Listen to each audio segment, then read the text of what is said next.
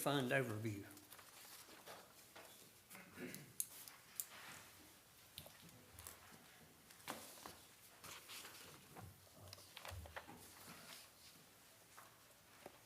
Okay, so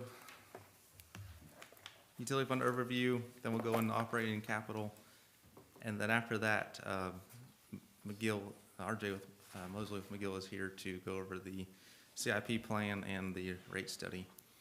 And then after that, we can have a discussion and recap. So we'll get day 2 underway here with the PowerPoint. So similar to kind of what we saw yesterday for general fund, we're now talking about the water and sewer fund. So today we're thinking business type activities. General funds are more service driven, taxes funded. Here we're talking about providing a service, but also a product to customers. So we think of this as a business type activity, and in fact, that's how it's presented in the audit, as a business type activity when they look at the finances for it. We do want to consider fund balance for this as well, just like we do for general fund. So where we ended on June 30th was just under 5 million unrestricted fund balance. Notice we used the word unrestricted instead of unassigned, just because it's a little different wording there. Basically, it means the same thing though for our purposes. That was a percentage of 79% of our fund balance. What are we looking at that's going to impact it this year? We haven't had too much activity on fund balance. Back in November, we did a amendment for the water plant filter controllers and upfitted PLCs. That project has been completed. We also did a capital project ordinance for the lead service line inventory project. 10,000 of that was to come from town funds to pay the fees with the state on that. So that came out of the fund balance.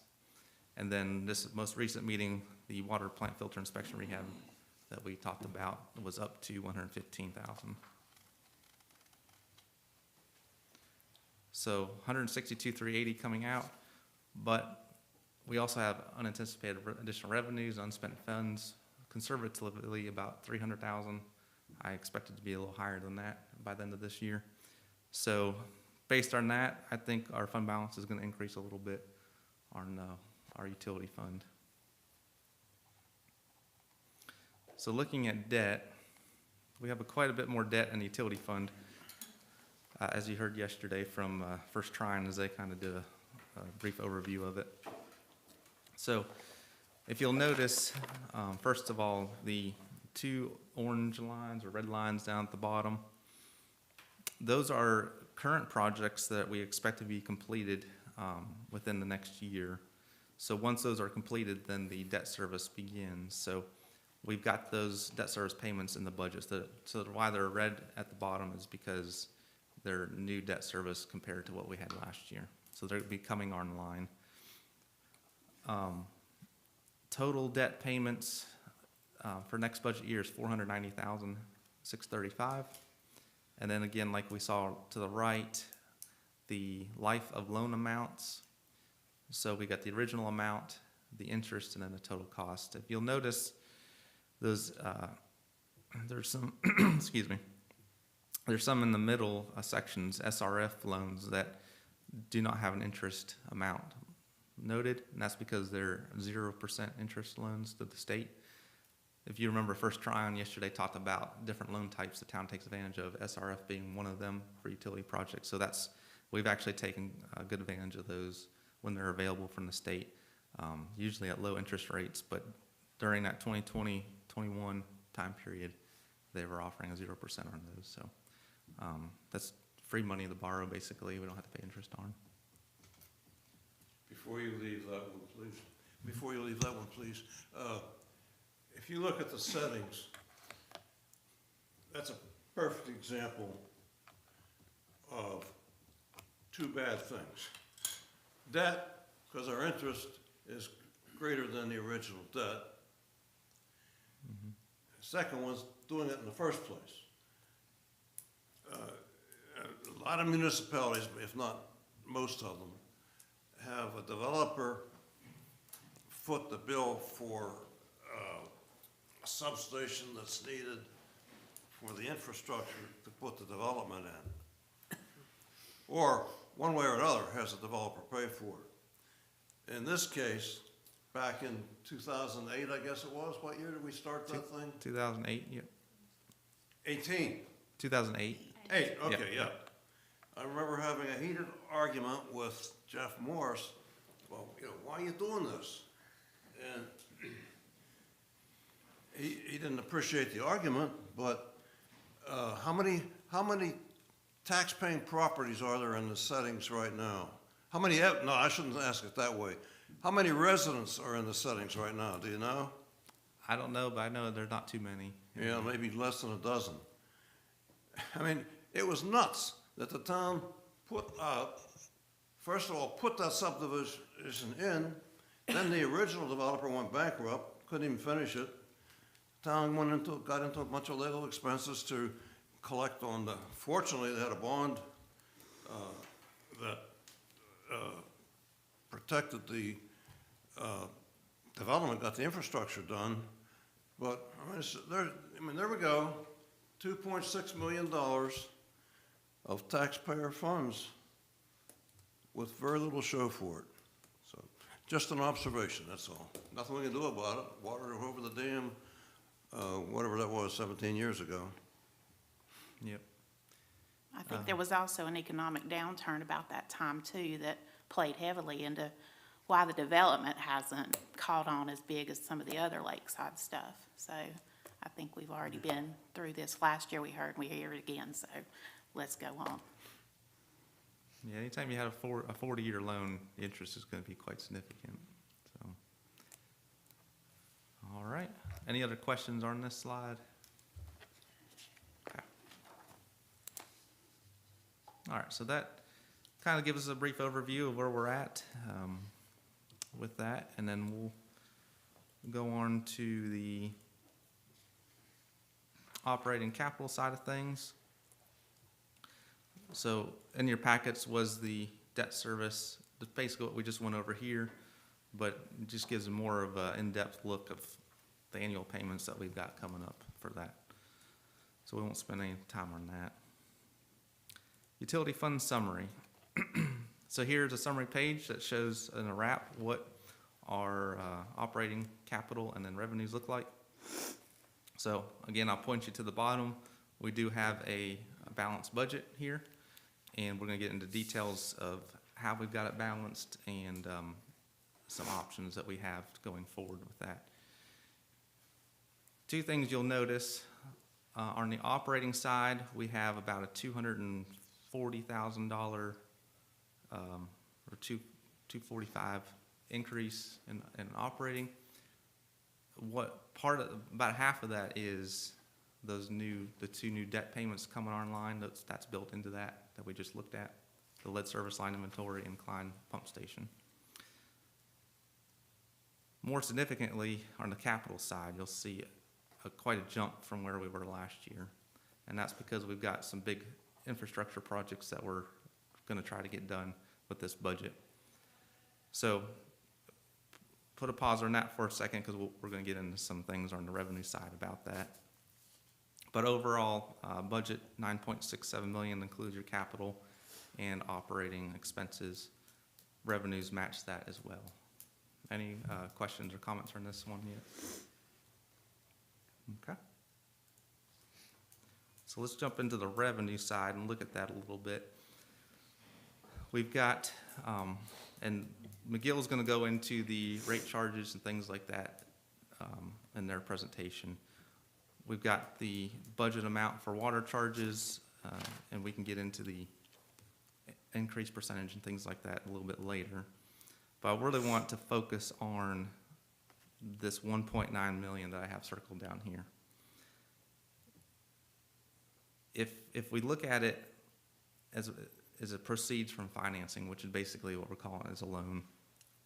So we've got two of our big projects is the Rotary Street sewer line replacement and the water plant electrical substation. And we'll get into the CIP portion and explain those projects a little more later. But as far as the numbers go for those, in order to balance the budget, basically we need to loan $1.9 million to fund the rest of those projects. So if you'll notice that rotor sewer line replacement is 1.36 million. Then you add the electrical substation, 1.4 million. Gives you 2.77 million between those two projects. If we did not have these two. Explain that to me again a little bit. You're looking at. Yeah.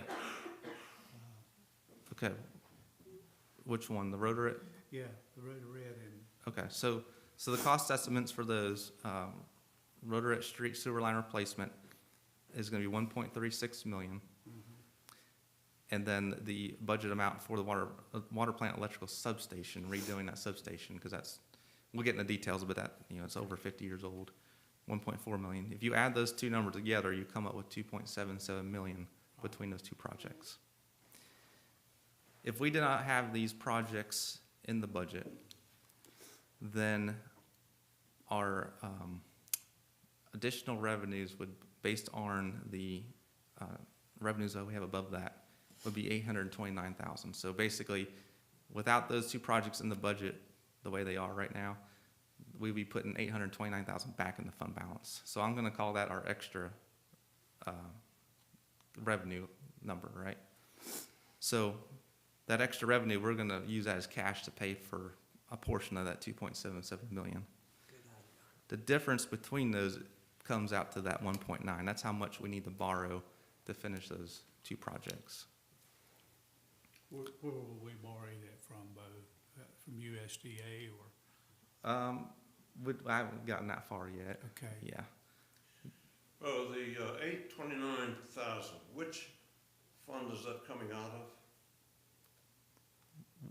We're in the utility fund. Okay, Yeah. We're talking only about the utility fund here. right, okay.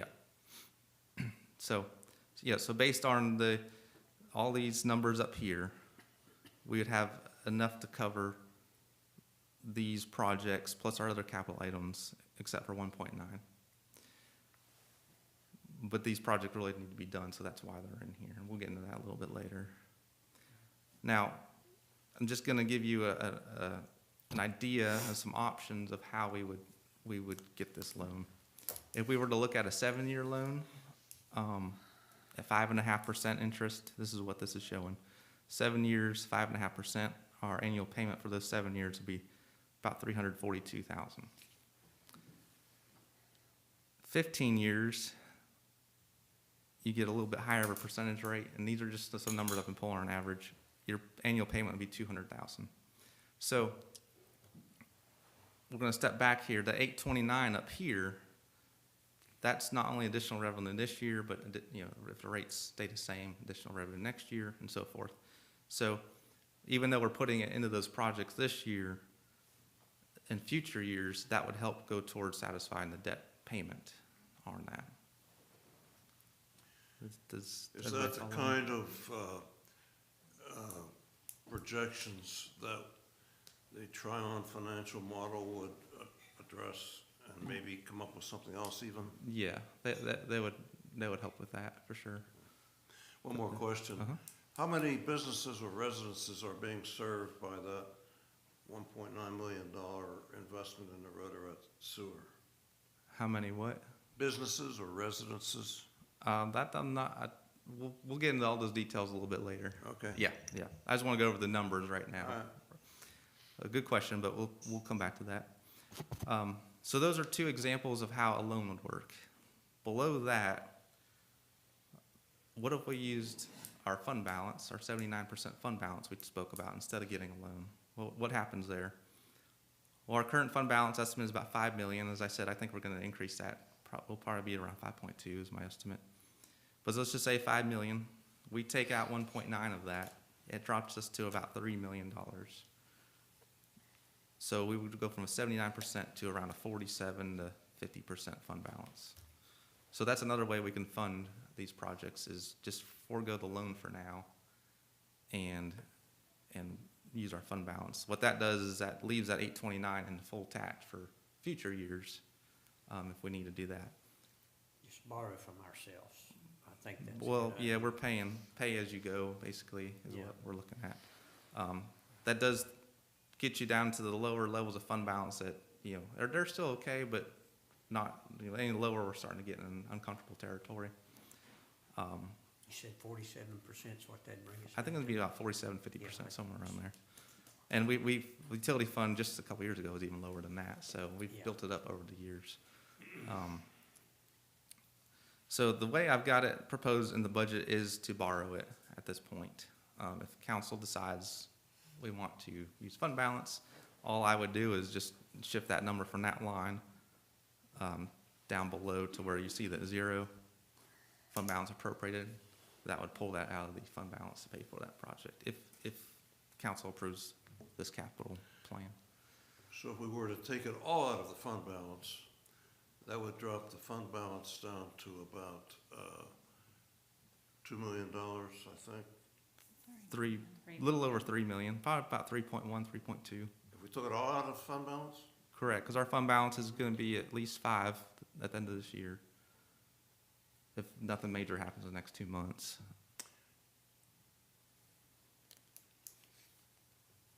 Because you wouldn't borrow the 1.9, you take 1.9 off that 5 million Is that bad?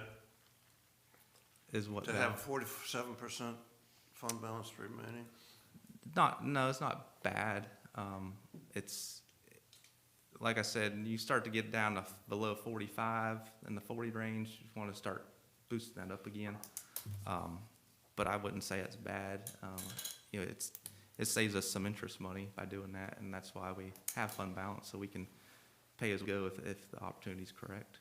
Or we can do a combination. We can say, we're gonna borrow $1 million, and we're gonna fund $1 million out of fund balance. You know, it doesn't have to be all or nothing. So, we have options, we can play around with it, but, either way, we either gotta borrow or use our fund balance to finish out these projects. What's your recommendation, Bo, on this? Can you give what you recommend? I think we'll let me give a recommendation after RJ presents the 10-year CIP and where we're looking at as far as that, because it'll give you a better idea and you'll have a better feeling of where we're heading at. Because if we do take it all out of fund balance this year, then we need to be committed to making sure we keep building that back up. Yes. So, yeah. All right, so that was the one thing I wanted to bring your attention on that one. Any questions, any further questions on that? Okay. And your First Tryon would be able to help us if we were to go out for a loan. You know, if the state couldn't fund that, because the state they've got limited funds now. If we had to go out to a commercial lender, they would definitely be able to either do that or look at some revenue bonds or something like that. All right. So let's head into expenditures, but we're going to overlap it with the CIP as we go along here. So the water plant, like I did yesterday, kind of highlight some things here, and then if you have any questions as well. One thing I will highlight are the chemical lines. You'll see that bumped up pretty significantly, about $14,000. The reason being is our chemicals do come from overseas, so the tariffs are already starting to impact that. So we had to boost that up a little bit to accommodate that increase in chemical costs.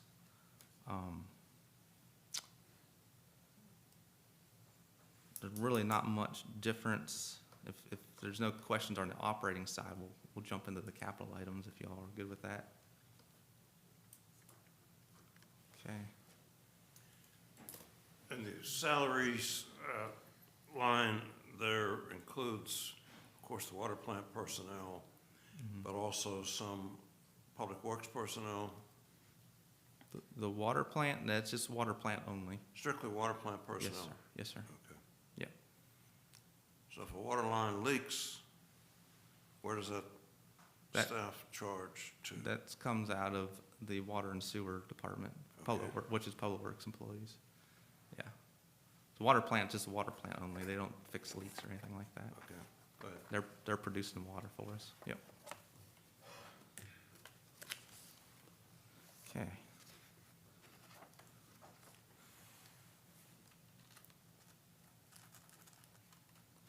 All right, so this is the 10-year CIP that comes out of McGill's study. So you'll notice that this 1681 matches what's in the budget amount for CIP for the water plant this year. We can go over these things, but here's what makes up that 1681. You've got the 104 to replace air actuated filter valves, 86.5 for tank maintenance, the 1406 for the electrical substation, which we just talked about. And notice that's highlighted in blue. That designates getting a loan for that project. Anything that's not highlighted is pay-as-you-go cash basis. So, like I said, we got enough revenues we can pay out of our charges for services instead of taking out of the fund balance for these items. We got a roof replacement and then booster pump stations, equipment rehab and replacement. Is there any of those items, let's do this, is there any of those items that we want more in-depth other than the substation? We'll go over that one. But of those items that we're showing, anything that you'd like to see in particular to go over? The details of those, they're in your packet, but I don't want to waste everybody's time going through each one of them if it's not necessary. But we'll hit the bigger one here. Okay, if you change your mind, let me know, but I'm going to jump over to the electrical substation.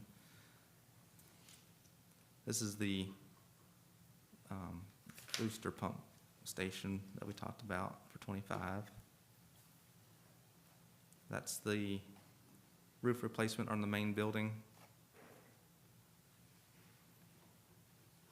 I'll just scroll through these till we get to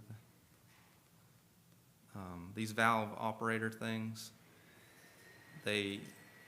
There's 24 units overall. Last year we did 8, and so this year's budget includes another 8, and then next year we do another 8. So we're doing them in a phased replacement. All right, so here's the electrical substation. If I can bring it up a little bit. So that's a picture of it.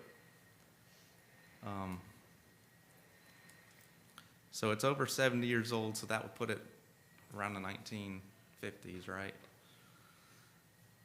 It's needing to be replaced because there's no longer any parts that are made for this unit. So anytime something fails on it, it has to be custom made, which you can imagine is more costly than replacement parts. Eric, is there anything that you'd like to add for this to talk about? Nothing done, it's original to the plan. Come on here. Mayor, members of the council, this unit is original to the plant. A lot of the parts have been, just made to work when things do go out. In a sense, it's on its last leg, and it's vital to our infrastructure there at the water plant. If it does flake out, then we'll have a generator on site to be running the water plant, basically. We're gonna spend more money in fuel over that time period, because something like this is probably gonna be a 2-year lead time, in a sense. So therefore, it's time to start spending some money and getting this plant back up to where it really needs to be. There's not been a lot of money spent on this plant over the years. So it's time to get this plant up to speed. That way we don't have to worry about things in the future and for our, safe for our customers. Thank you, sir. Anybody have questions? Go ahead, Bo. Okay. You said something about 2 years, what? The lead time on getting parts. Yeah, once council gives us the direction to go ahead with this project, Yeah, it would take at least a year to get the parts, and then we gotta get a contractor in to install those. So you're probably looking at 2 years from once it's approved to actually being done with the project. So if you were to loan, which is a good point, if you were to get a debt or loan on this, you probably wouldn't see that first payment until about 3 years from now. So.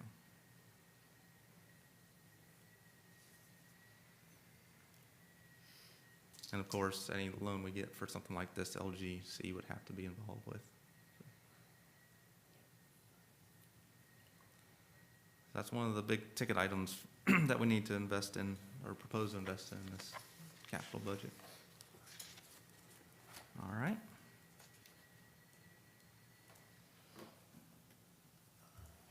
So we're gonna go on to the wastewater plant. So this is where they process all the sewer for us, and then they discharge it, clean water into the river.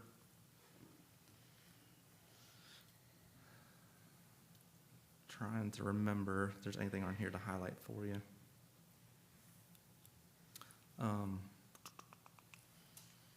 If you'll notice, the capital items dropped significantly. To refresh your memory, that capital number from, or I'm sorry, it was over here. That capital number from last year included $900,000 for the aerator project. So that project is still underway. So those funds don't need to be rebudgeted because they're already appropriated for that project. But that project's going to be happening pretty soon, so we'll see that working out. But that's why it dropped so much, because we don't have the aerator project in there anymore. So one department will spend big money on, and then we focused on the wastewater plant last year, so now focus on the water plant this year.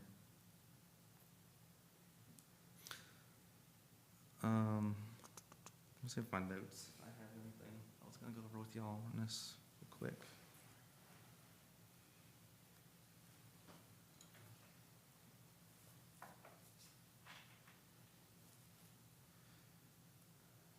The only thing I was going to note on here, kind of saying with the water plant, when we think about general fund that's more service-based, we do use materials, but not as much as our plants do to produce products, to treat products. So some of these items you'll see increases in for supplies, materials, because again, of the tariffs that are coming through the pipeline.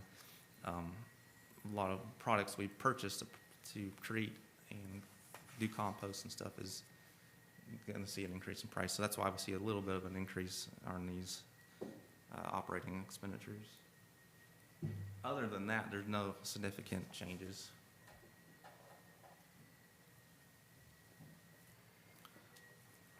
So let's jump into the capital side of this and look at what makes up that 154,200.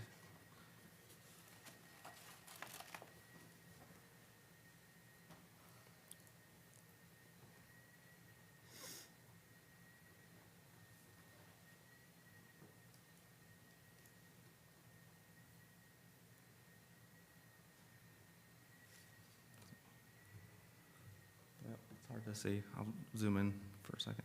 So 154,200, that matches what's in our budget. So it's in this column here. Trying to make everything fit on the screen so we can see it. So what makes up that number is $70,000 for the centrifuge overhauls, $3,000 for a secondary clarifier rehab, excuse me, and painting, $43,300 for a primary clarifier rust removal and paint, $11,900 for seal bearing replacement in the centrifuge pumps, $15,200 for spare pumps at Morgan Trace and High Meadows, and $10,800 for some concrete work at the compost pad. Anything in particular that y'all want to see that you haven't looked at already for any of these items? So a lot of smaller project items for the wastewater plant this year, more maintenance items and maintaining things. One thing I'll say about the compost pad, the concrete work, there's areas that are broken up So when they're, the reason why we need to replace that concrete is because when they're scooping it with a bucket, they hit the edges of broken concrete and it creates an issue with our equipment hitting that concrete.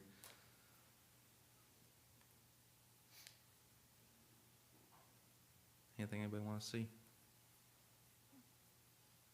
Okay, I'm gonna get water. Hold on. Go ahead.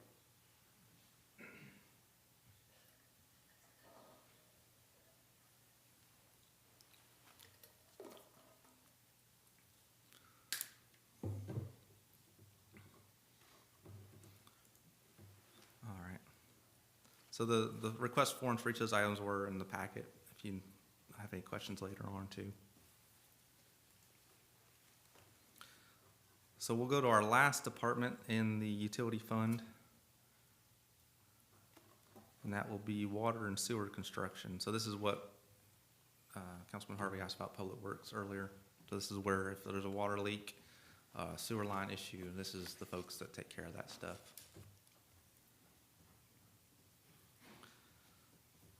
Let me look at my notes here real quick.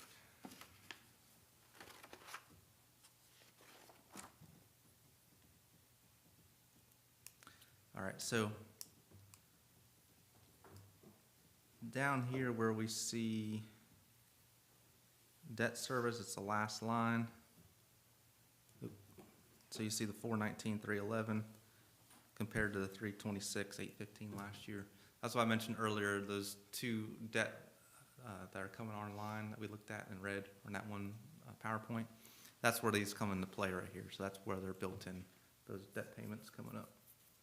That's for the Klein Avenue and for the lead service line project. And that lead service line was SRF, so that was a 0%, if you recall. So that was one item I wanted to highlight. The other is in line 331 under meters. You notice we're going from 30,000 to 55,000. So the reason for that is our AMI meter project that we did 2020, where they put the new meters all throughout town. So those meters came with a 5-year warranty. So that warranty is now up. So any meters that need replaced, it's going to come out of our pockets now. And we do have a number that do go bad every year due to various reasons. So we've had to budget some extra money to replace the meters when they would need to be replaced. So that's why that one went up. Now, how much was that total project of replacing all the meters? Good question. Here, I got it here. Hold on. Yeah, I think it's in the debt list, isn't it? Yes.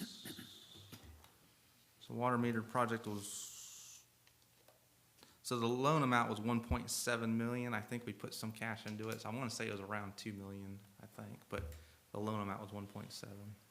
And that replaced all the meters at that time? Yes. Yeah. And they were, and that, what year was that? 2020. 2020? Yeah. And they came with a 5-year warranty? Mm-hmm. How are they, and what percentage of them are holding up? You know, I'm asking a couple questions about this because what I've heard is that at least one other town nearby had a real financial issue because they replaced all those meters and then it cost them so much to continue replacing them that they didn't know what they're getting into the first time around. So I'm just wondering, how are ours going? Overall, I mean, we got a small percentage that go bad due to various reasons, but overall, they're giving us, they've been beneficial to the town, for sure. So, you know, like anything is some things are gonna not last as long, but the companies are good to work with are getting them replaced. So the ones we replaced so far were replaced under warranty? Yes. Yeah. But, and what's going forward, what are we doing? We're replacing the ones that go bad that are beyond the warranty? Yes, if one goes bad, it's not reading the water flow anymore, and it can't be repaired, and it had to be replaced, then we were paying for that. And how much are you budgeting each year to do that? $25,000. That does how many meters? Alan, how much are the meters? They're $600 a piece. 600, okay. So about, $600 apiece. yeah, so that's our current price, so about 20 some meters. 25. Yeah.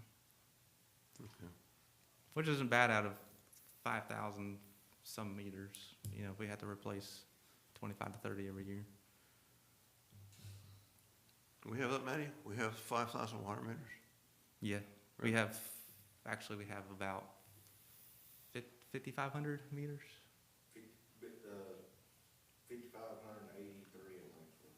Yeah, so approaching that 5,600 mark. So quite a bit of water customers we have.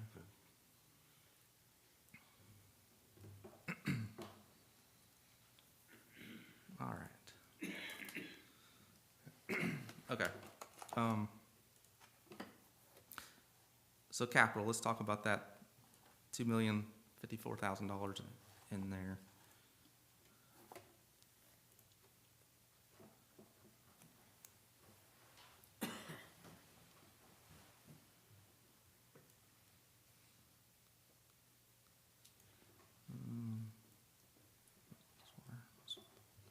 One more page here.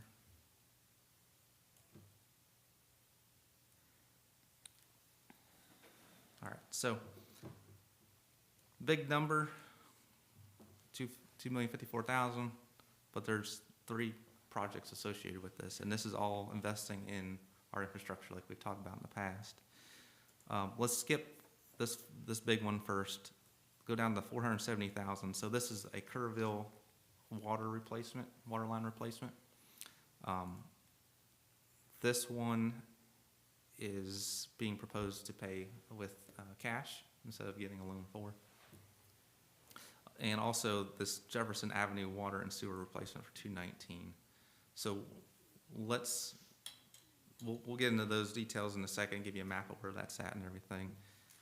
This Rotary Street, this is the one we talked about when we were talking about revenues, where it's north and south water and sewer for 1.3 million, where that project is coming in.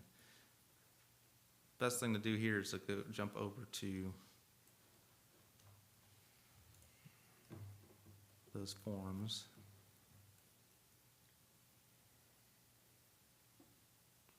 All right.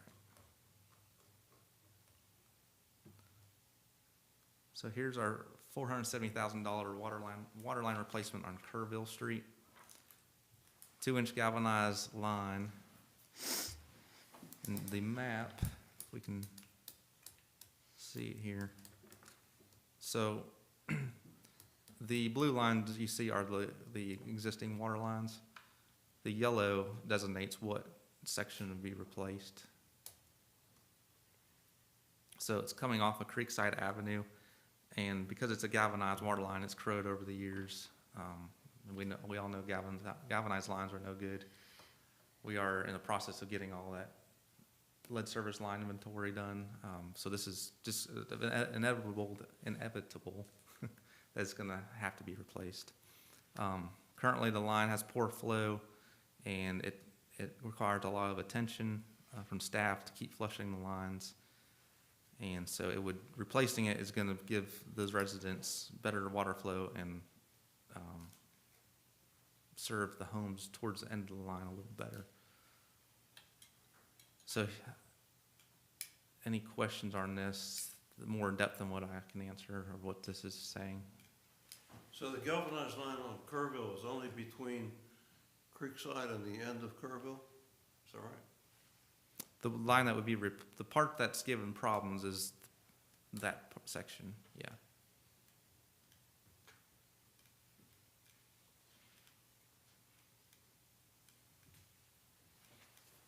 So that's been identified as one of our priority projects to get taken care of because of that galvanized line.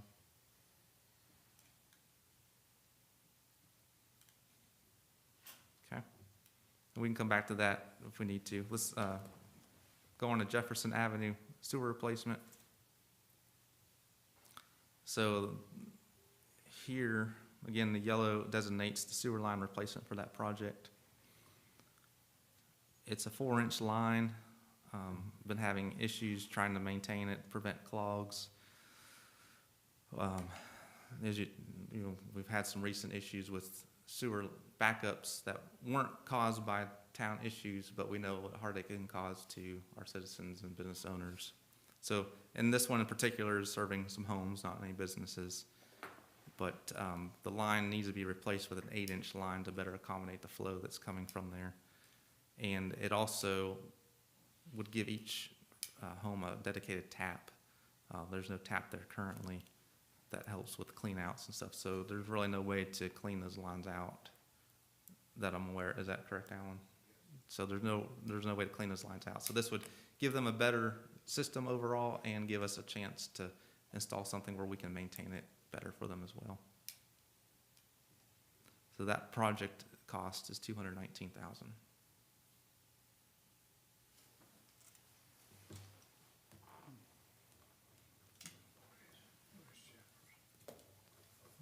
Jefferson? Off of Eldred. Eldred, Okay, animal, up above the animal hospital. okay. And our third and final project in this capital request for this department, Rotary North and South Sewer Line Replacement, $1.365 million. So this is a major project that's been needing to be done for a number of years. And this is something that council's heard citizens come and talk about at council meetings. This is a little more complicated than I want to get into. If we can have Alan come up and talk about it some, if you're good with that, Mayor. Yeah, that's fine. Okay. He can explain it better because this is such a significant amount of money. I want to get the best explanation possible. Good morning, council, mayor. Okay, we'll start with the Rotary North, since it's the most significant. That'd be the one on the left-hand side of your screen. As you can see, there's, including both sides, this has affected 19 homes and a few empty lots as of right now. And then there's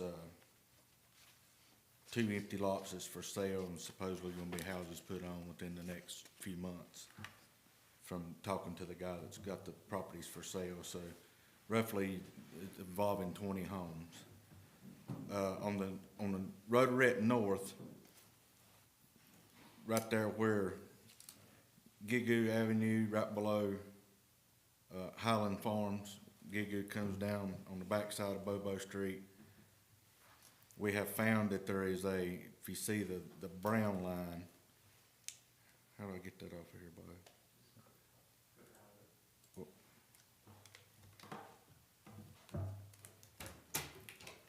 Okay.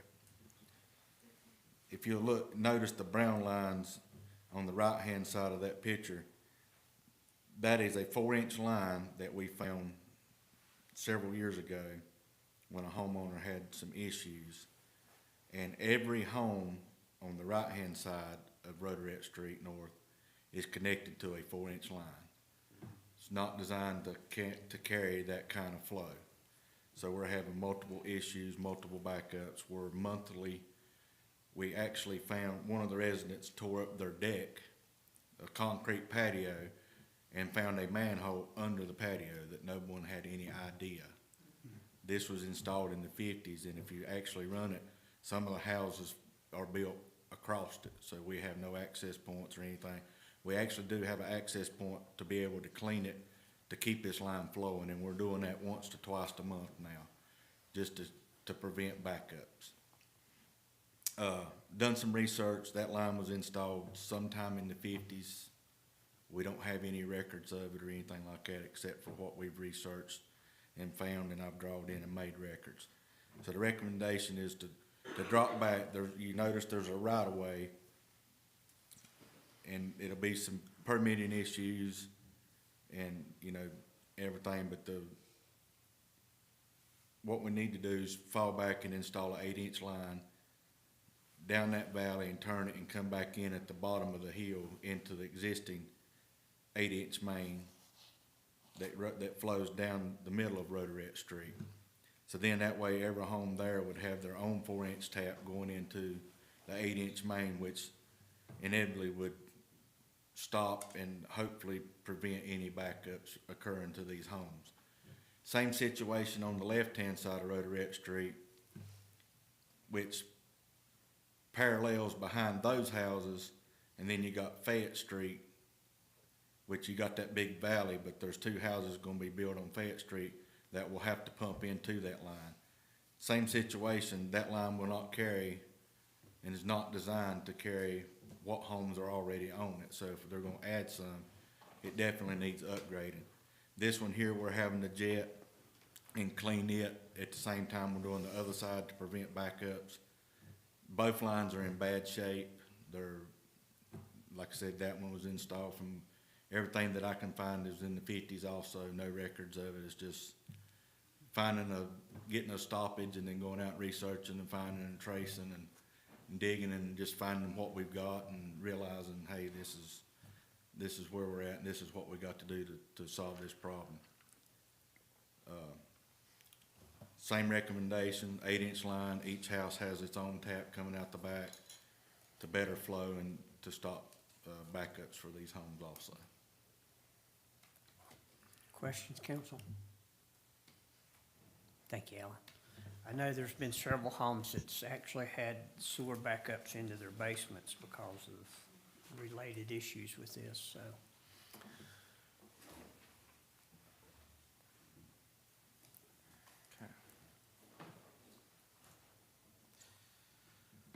Okay, trying to think the best route to go here. Do we want to go ahead and have McGill, before we go over proposed rates, have McGill present what they're talking about here and then go from there? Yeah, it sounds good. Okay. All right, so at this time, I'll turn it over to RJ. Do you have a thumb drive or something you need?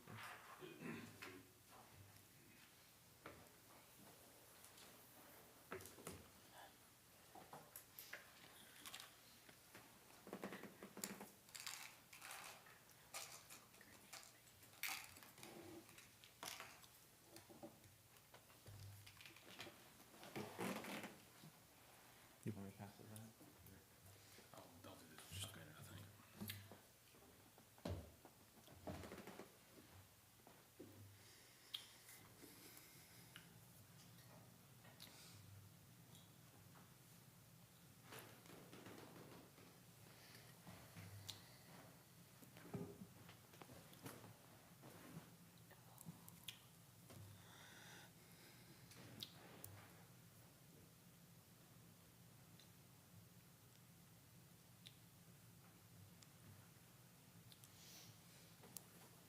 All right, I like it when the technology works. Good morning, members of the council, Mr. Mayor.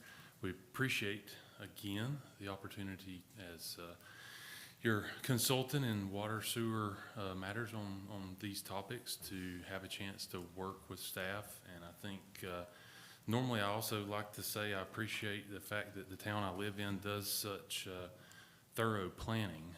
But I think the takeaway I've got from this morning, having listened to Bo and staff talk about the different projects and the parameters that we've discussed thus far, I'm kind of struck with a mindset of appreciation as well, in that you all have to take months and months of work between staff working on budget, your consultant McGill working on this CIP presentation, but you're taking months and months of information and we're trying to shove it down your throat pretty quick.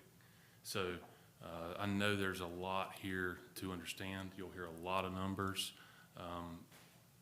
Don't get too hung up on any individual number, but of course, if you have questions, we're happy to dig into those. But I think I say don't get too hung up on any number, because it's really kind of two different approaches here. You know, you're hearing a lot of information about the budget for next year, and that's where Bo gets very practical and staff gets very practical with what monies the town plans to spend with that budget document. And so I think it's good to kind of see that aspect and then look on the other side to see this CIP plan, which is much more theoretical. It's much more about a plan. It is a planning document that lives and changes year to year. You know, your budget does reflect a lot of information that comes out of this plan, but I think that's an important kind of takeaway to keep in mind. You've got the theoretical and you've got the more precise practical that you have to keep both in consideration. But with that in mind, I wanted to kind of lay the groundwork for that, because I do recognize that there's a lot of information coming your way. Like I say, several months worth of work that we're boiling down into just 1 or 2 days. So wanted to acknowledge that, and then give you a little bit of free rein there. If you have questions, also don't hesitate. So again, everything we're talking about today is talking about water and sewer utility fund, and you can dice it up into little individual sections, if you will. But everything we're talking about here is part of the town's utility fund itself. So it's covering the water treatment plant, the wastewater treatment plant, water distribution system, and the wastewater collection system. Those are the 3 different kind of sub-budgets that you just heard Bo talk a little bit about. It's also important to remind ourselves too that we're talking about a utility enterprise fund that is a separate fund from the general fund. This fund is not allowed to accept tax dollars as a transfer over for revenue, okay? So this fund must be self-supporting in the revenues it collects for the services that it provides its customers. And as you all well know, that includes folks who don't even live in the town of Valdese. That includes some of your customers. Roughly half the customer base is customers who are outside of town limits. So those customers pay no taxes, but they do pay utility bills that support or help support their portion of expenses related to operating the overall utility fund. As we talked about, that number maybe is growing continually year over year, but you're talking about over 5,400, 5,582, I think was the number Alan quoted, 5,582 meters. Those may be some folks that have multiple meters that make up some of the difference in those numbers, but you got that many accounts that the town provides service to, water and or sewer, throughout its service territory. You also have some wholesale contract customers, and those are going to be other municipal systems, if you will. So Burke County, Eckerd Water, Rutherford College, sewer service to the town of Drexel. All of those are some of your other customers that are buying from the town as a wholesale customer. And that utility fund value, as we look at that, total utility fund value itself about $7 million annually.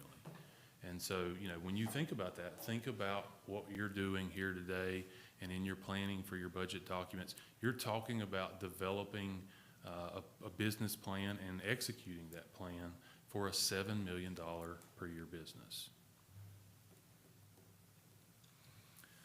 So I know some of this may be repetitive for those of you that have been on the council for a while, but I do think it's also helpful to just kind of breeze through review here as well.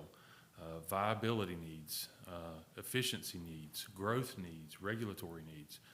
Those are the 4 ways that needs make their way into becoming projects on that capital improvements plan. So that 10-year plan that Bo showed you a few minutes ago, and I've got some extra hard copies if anybody wants to see one, but I think they were also in your packets if you have looked at them already. But those capital improvements plans are a 10-year plan for each one of those areas. And so I want to kind of dwell on the point for a minute that you don't make that list unless you're one of these 4 things. You don't make that list unless you're a need that's related to viability, And that goes back to aging equipment. So the equipment that was put in the 50s, or the manholes that were installed underneath where houses are now built in the 50s. You know, those are viability needs. Those are aging equipment. Viability can also be about out-of-date technology. That's your electrical substation at the water treatment plant. You know, a system that's been in use since the 50s is past its useful life. And it's an important piece of equipment. Like Eric said, that controls power to the entire water treatment plant. So you're talking about, to answer a question maybe for Mr. Harvey from a little bit ago, you're talking about 5,800 customers who rely on that piece of equipment to keep power on at the water treatment plant. And that's a 7-day-a-week operation, maybe not 24 hours a day, but pretty close to 16 hours a day, lots of times. So that's a piece of equipment that is out of date, and it's made it onto the list because it's a viability need. You can also have projects that make it onto that list through viability because of operational issues. It's something just not doing the job today that we need it to do. Efficiency needs, that's another way that things can make the list. So if we identify a new piece of equipment, a new treatment strategy, a new process, something along those lines that will suddenly save the town money. The bleach conversion projects are a good example of that from a few years ago. They save you a lot of money, a lot of headache, a lot of liability in hazmat programs and plans to not have to keep pressurized chlorine gas on your treatment plant sites. And so by eliminating those systems and replacing them with something, you increase some operational efficiency there. That's another way that can be, a project makes its way onto the list, because in a sense, it pays you back in the long term. Other ways that projects make the list would be growth needs. So again, to your point earlier, the settings was a growth. It was a growth need. Now, were the decisions that were made about how to fund and was there a payback on those growth needs? Those are more to your point of making bad business decisions in those cases. But growth needs often come with the need to expand infrastructure. So if you had another settings type development that was in the works and the conditions, you know, worked out, there's going to be some responsibility most likely for extension of services to those areas. It just would be something that you would want to be more careful with about how the terms of the project are executed. Growth needs sometimes do lead to capacity expansion. So that's something to keep in mind. But that would be more like a pump station capacity needs to be upgraded to accommodate growth, or a treatment plant needs expansion capacity because of an expected growth. And then last, but certainly not least, regulatory needs. So if the state of North Carolina or the federal government, EPA, comes to town and starts passing out new, more stringent regulations, it's probably going to come without any way to fund those projects. And so when that happens, you know, things make their way onto the CIP. So I dwell on that point to kind of drive home the idea that this capital improvements plan that you've seen, 10-year plan for each of those areas, it's not a wish list. It's not an effort to provide anything that isn't needed. And so in your specific case, as is usually the case with our clients and the local government units we work with, most of the CIP list finds its way onto the list through the viability needs. It's things that are old, that have been neglected, it's things that are failing, it's things that are out of date, and it's things that may be having operational issues. So all of that viability then becomes important to help us maintain the level of services that we're providing to meet our requirements through the state permitting agencies and operational needs there. So as we develop that 10-year capital improvements plan, we also recognize that a plan that just lists your needs but doesn't provide any kind of consideration for The financial side of those needs, we can sit and dream up projects that cost millions of dollars all day long, but if we don't find a way to see reasonable financial success for those projects, that project list isn't a project list, it isn't a CIP, it's just a wish list, right? So the financial analysis takes that next step. It takes the results, if you will, of the CIP and then begins to look at your utility funds performance in the past, your utility funds performance this year through about mid-year point, and it looks at your budget, and then it looks at that list of needs into the future, and we begin to build a financial model that will look at revenues needed in the future to support that CIP. So in other words, if I'm gonna plan to spend money in the future, I know I need to be able to save up, right? It's the lesson we all teach our kids. If you want that new video game or you want that toy, you know, you save your allowance or you save your Christmas money or your birthday money, and you can get it when you save up enough. So this is a little bit of that mindset, much more complex, obviously, but that boils it down pretty simply. So we're talking about revenues, we're talking about expenses, and we're talking about some key performance indicators. And so those things become important parts of the financial analysis because they help us to build confidence in the overall plan and to understand that what we're planning for is realistic with the conditions that we see from year to year. And then those key performance indicators give us some level of comparison. How does our fund balance look? You know, we just talked a few minutes ago about the fund balance being $5 million, and it's, what was it, roughly 80% of the annual expenses needed. If we spend from that fund balance, that's an okay solution to the answer of how are we going to fund a specific project. But we also want to look at that fund balance and we want to track it over the life of this plan. We want to think about that not just in a microcosm of the next 12 months, but that longer duration planning. We want to look at our operating ratio. We want to make sure that we're setting rates and collecting revenue that covers the cost of our expenses. And then part of those expenses become debt service. So can we collect enough revenue to cover the debt service that the utility fund, not town general fund expenses, but can we collect enough money in the utility fund for the utility fund debt to be serviced? So we want to make sure that we look at those ratios. We want to make sure that they're healthy throughout the life of the plan. Then we also want to look at the capital assets condition ratio. That's a new one that we're talking about with you this year.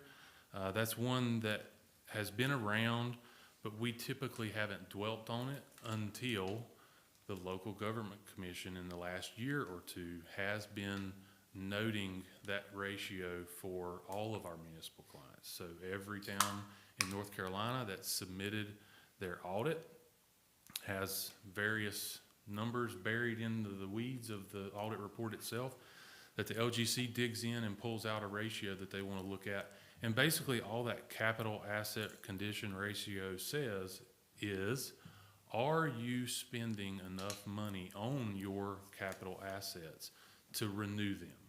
Or are they all completely depreciated? Those would kind of be the two bookends, if you will. And so that capital asset condition ratio, they want to see it at a level of 0.5. And we won't get into the details of how they calculate that value today, but just know that Valdese, along with pretty much every other municipal customer that we have, has seen themselves get a comment from the LGC on that value, that ratio, in the last 2 years. And I say in the last 2 years because it's only been 2 years since the LGC started looking at that ratio. So that ratio for Valdese, I believe, is at 0.45, which is obviously not 0.5. And so they give you a note in your audit report that basically says, you know, you need to acknowledge this, and I believe council probably even has to make some kind of an acknowledgement through a resolution to send back. There's no real teeth in that acknowledgement or in that evaluation yet, but it points to the fact that the LGC is also recognizing that as a state, North Carolina has an issue with aging infrastructure. And it's the kind of thing that everybody, not just Valdese, but everybody's going to need to come to terms with and plan for the future. Because as much as we would love to say that you fix this one problem and you spend this money and it's good forever, it's not.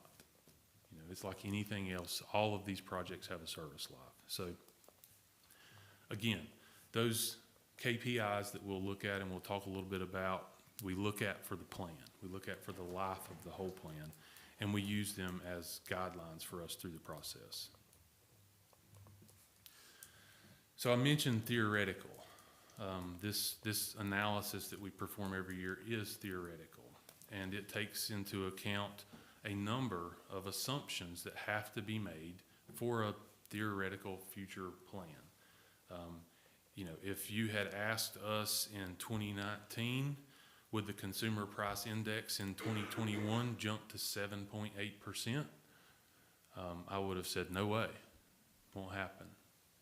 But there it is, you know, and thankfully that number came down a little bit in 2022, that number came down a little bit more in 23, and yet again in 24.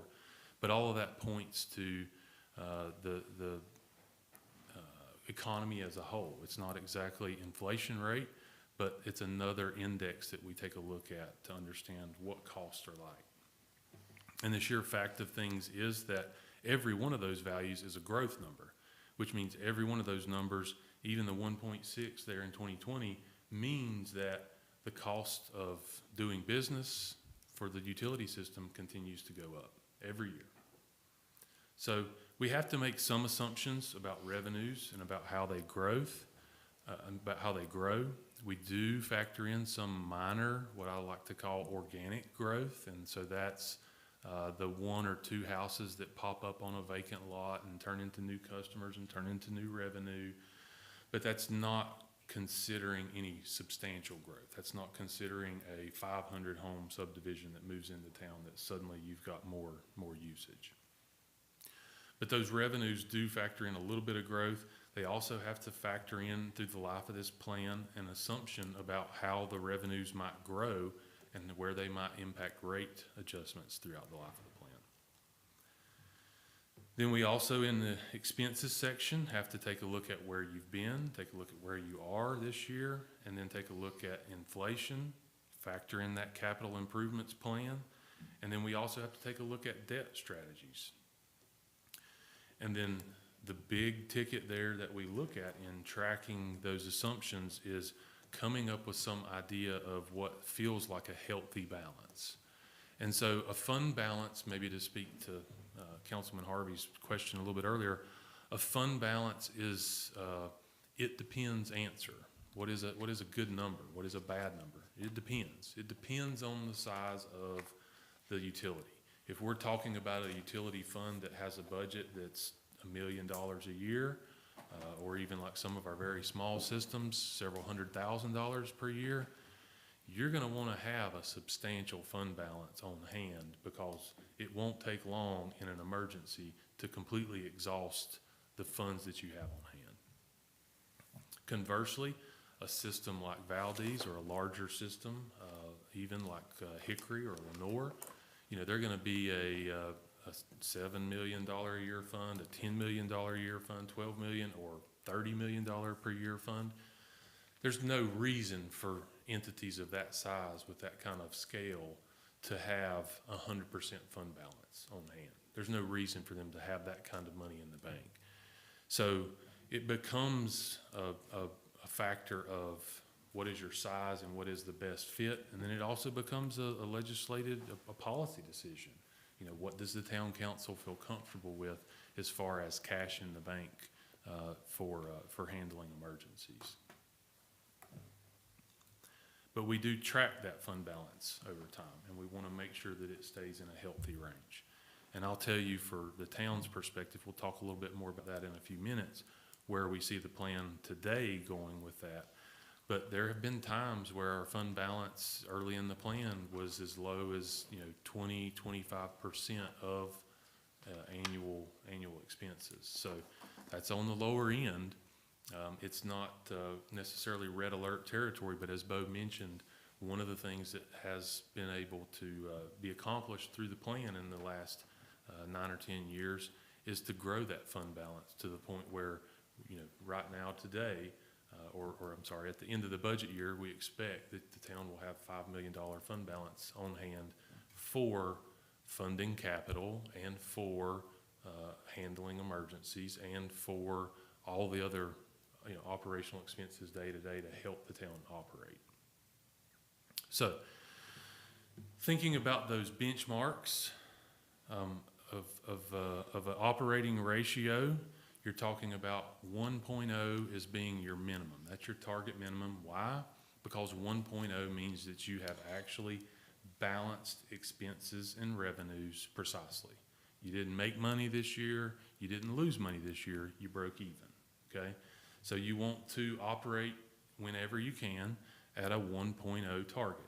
Now, if, for instance, the council were to decide on the projects that Bo mentioned about borrowing funds, he's going to have to do some, if the council were to say, I don't want to borrow money, I want to just spend out of the capital fund. I want to spend out of that reserve balance.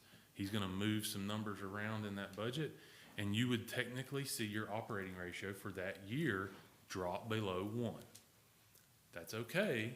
We don't have to always be 1.0 or greater. That's just the target. And so you don't want to be at 0.8, 0.9 for 5, 6, 7 years in a row, right? We want to be at 1.0 or better for the majority of the time. So you do have options. You do have decisions to make. That's why you build that fund balance, is to be able to help manage your debt down the line. But that's something to keep in mind.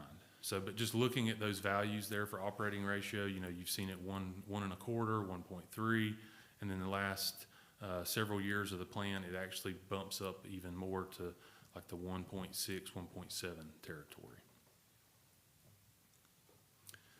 Similarly then, days working capital. So what that number equates to is if we had, let's say, another COVID type event where suddenly the governor tells the whole state that you don't have to pay your bills anymore, you don't have to pay the town of Valdese for your water service or your sewer service, and they can't cut you off.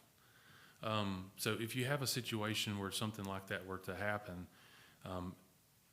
in essence, other than maybe investment incomes and a few other little side streams, your biggest source of revenue, your biggest source of income stops, okay? So if that were to happen, and that's an extreme example, but if that were to happen, you may run into a situation where you say, how many days can I operate without taking in any more revenue? This number looks then at that value.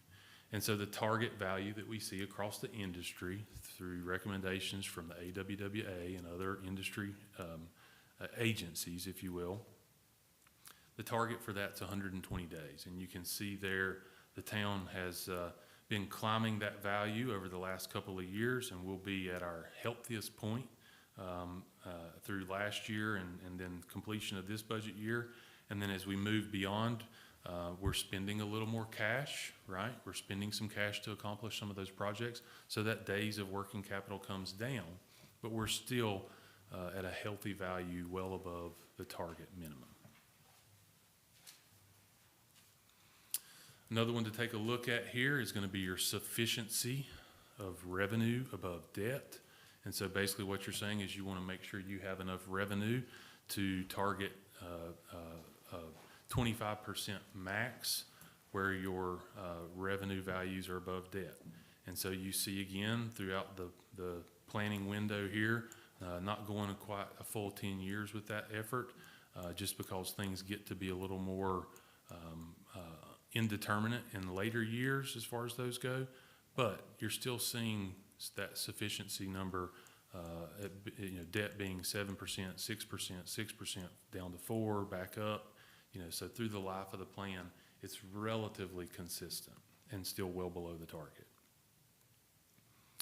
And then that last table there, the debt service coverage ratio, again, Want to make sure that we understand there is a healthy amount of debt to manage your system overall, but we don't want to be overburdened with debt. And so we want to make sure that we can cover our debt service with a ratio target minimum of 1.2. And you see the value there for the utility fund for the town, 287, 395, up to a peak this year, 9.7. And then as new debt plans to roll on to the CIP plan and the revenue plan, that value comes back down into more normal, what I'd say more normal territories. But again, everything we're looking at there is above target minimums and more or less industry guidelines. So we've talked a lot about executing the plan.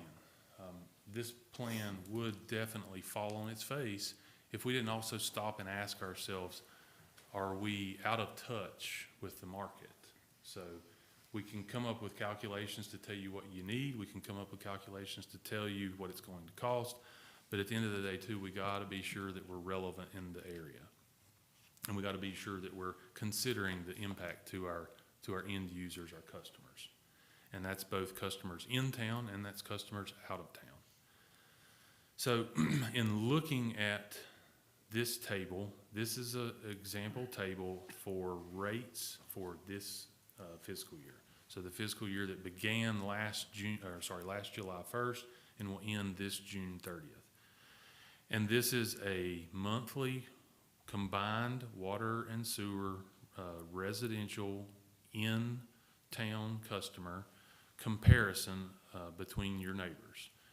And so this information comes from the North Carolina League of Municipalities and their assembled data through the rates dashboard. So every system, there's 300 some utility systems all across the state that all report this data, and you can pull up and look at the rates anywhere.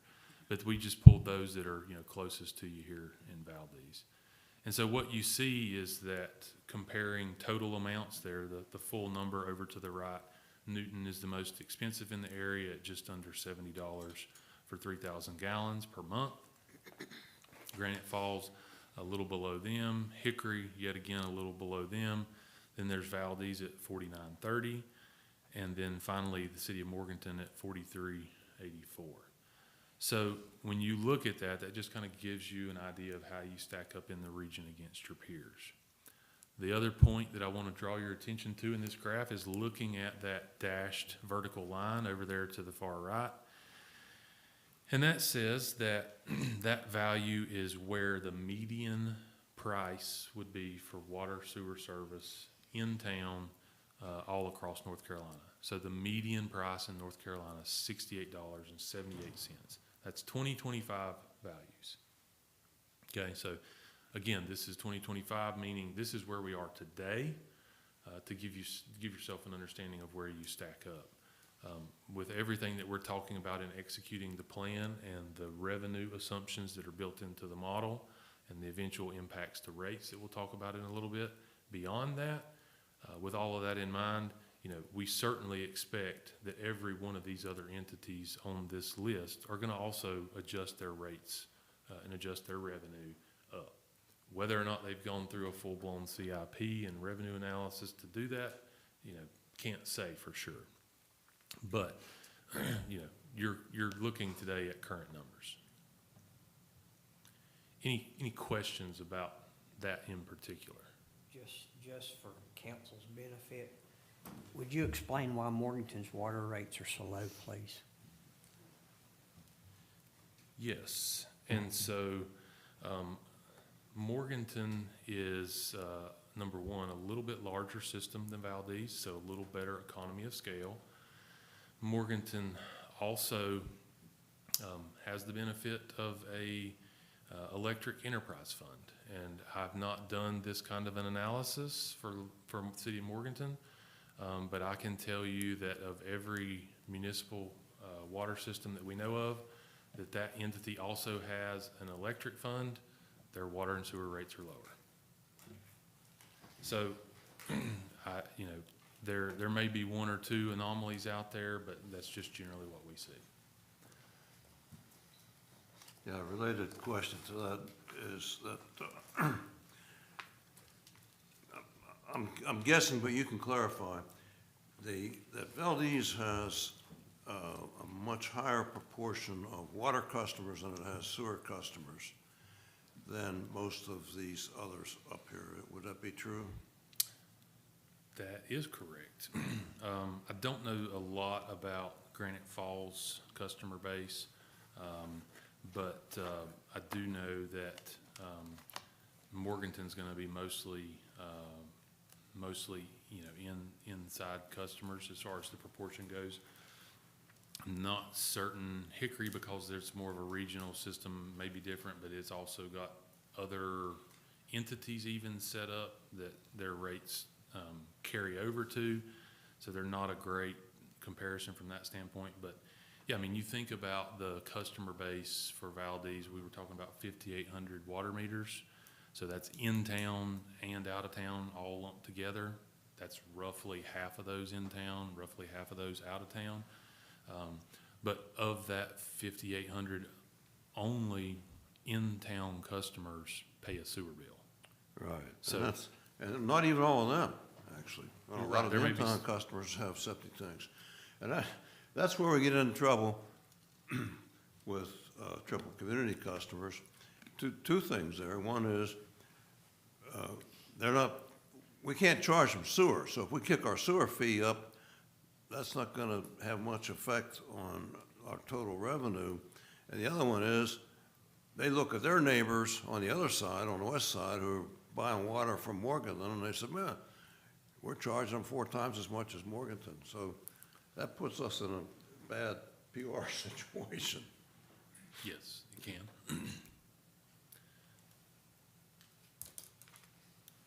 Anything else with rates and comparisons? All right. Unless we feel like we need a break or anything, I'm ready to kind of hand out the financial model outputs tab. And if anybody wants a hard copy of the CIP itself to have in front of you right now, happy to give you one of those too. I think we need a break. Do you? Yes. Okay, take 10. Yeah, give some.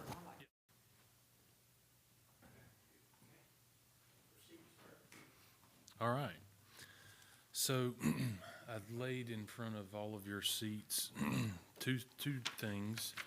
One is a single 11 by 17 page that has kind of the financial outputs, if you will, that kind of gets summarized all in one spot. The other is that capital improvements plan, which is 3 sheets stapled together. That one you got in your council packet, but the one we'll focus on now, unless you have any questions, will be that financial model output summary.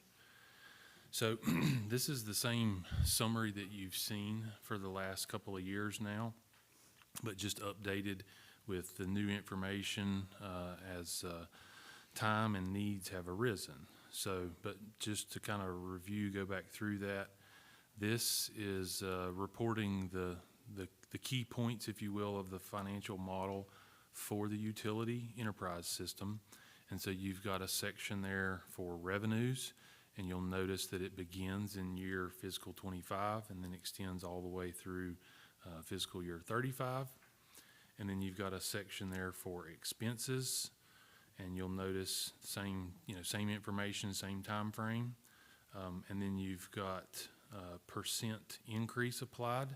That's one of those assumptions that has to be built into the model to help it arrive at some kind of decisions. And then you've got a section there on the financial outcomes, and that really kind of tells us where do we land as far as operating ratio, but instead of in multipliers, it's just talking about the actual dollars. Then we got a section where we talk about the effect on customer bill, and then some of our indicators as far as fund balance goes. So that's kind of the top section. The graph in the middle tries to pull a lot of that information together in graphical format. Sometimes that resonates with people easier than a slew of numbers. But let's dig in for just a moment looking at the revenues. and expenses kind of go line by line there, if you will, or at least section by section. So looking at the budget for this year, 6.8 in the model. Next year, that budget for revenue does increase. And then looking at the expense side, you got, your starting point at 5.1 for this year, and then you've got operating expenses next year at 5.4. And then you also have in there that capital outlay, and that number, the 2.291, that is your CIP value for next year. So that's all those projects that Bo was talking about that we spent time looking at and discussing how you would cover those. That's the capital outlay related to those. And then you also have in that existing debt service for year over year, and then a projected debt service that becomes, I think, cumulative over the life of the plan. So that's where you can see you're talking about revenues, you're talking about how they grow over time, you're talking about your major categories of expenses, and you talk about how they change over time. And so then when you look at those two values, then you take a look at that actual revenue adjustment. And again, I think it's important to point out revenue adjustment does not always have to equate to rate increases. Revenue adjustment can come from an industry who changes a process or expands some kind of an economic development project that may cause them to use more water and sewer. And so the more volume that you sell to them through that process, the more revenue you realize through that process. But in most cases, we also recognize and develop the plan assuming that actual usage increase from the existing customer base will be minimal increase. In other words, that then directs most of the revenue adjustments, as we'll talk about in a little bit, towards rate adjustments to also realize that additional revenue. So jumping then to the financial outcomes section, you're looking at the total expenses to cover in that first line. And again, that goes from fiscal year 25 all the way to 35 based on the plan, based on the CIP, based on some assumptions about regular growth in expenses, regular growth in insurance, regular growth in salaries, all those operating expenses. And then it also covers the capital plan too. So then the second line of that financial outcomes section shows you the difference, and note there that anything that would be showing up as a negative value or a year where you're operating at less than the 1.0, that's going to show your amount of your shortage in red and in parentheses. We keep that there because occasionally we do have those, but in the case of this update to the plan, we would be showing the town's enterprise fund system to make a small profit in every one of those years for the long term, for the life of the plan, because all of those numbers are in black, they're all positive. So for instance, in fiscal year 26, it essentially would be realizing $160,000 in the black with the way that the assumptions are set up in the model, and then $139,000 the following year, and that number continues to grow a little bit over time. So that in and of itself, I think it's also again worth pointing out. We're talking about the utility fund making a profit, making a little bit of money. I say this often, that's not for the purpose of paying dividends to shareholders. That's not for the purpose of anything other than investing in this utility system that the entire town and about 2,500 people outside of town rely on for their drinking water. Okay, so that's part of that mindset of being fiscally responsible enough to be able to build fund balance that you can then have the option to decide down the road, we'd rather spend cash on this than go borrow for this particular project. And it gives you that financial means to reinvest in that system that's never going to get any younger, never going to get any better on its own. So then also taking into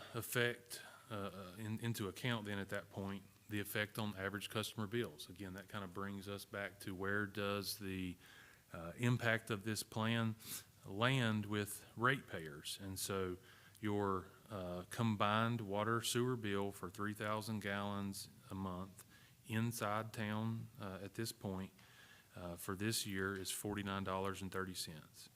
Following the plan and following the rate adjustments that we'll talk a little bit more about in a few minutes, that number for fiscal year 26 would increase by $5.20 per month to a new total inside bill of $54.50. And then you can see how that number continues to change over the life of the plan. Again, all of this is built into developing the revenue that you need to support the overall capital improvements plan. And then talking about indicators. So you see the fiscal year-end fund balance tracker there, and then you see it grow a little bit over time. And you see that value then below that fund balance percentage that we were talking about earlier. It's at its highest value right now. That value dips down a little bit in the next couple of years, but by and large, we're targeting a fund balance of about 50%. So when you're asking that question of what feels like the right Goldilocks fit, if you will, for how much money is the right amount based on our assessment of other utilities like yours and your system and the way projects have happened, the overall climate, that 50% mark, give or take a few percentage points, is where we feel comfortable and would recommend that you target being. Again, that's a feel from us. That's not something that we can dictate to the town. So that's something that if you took a particular year and said we're going to do something different this year and borrow more money and spend that fund balance down, that's completely within the town's discretion.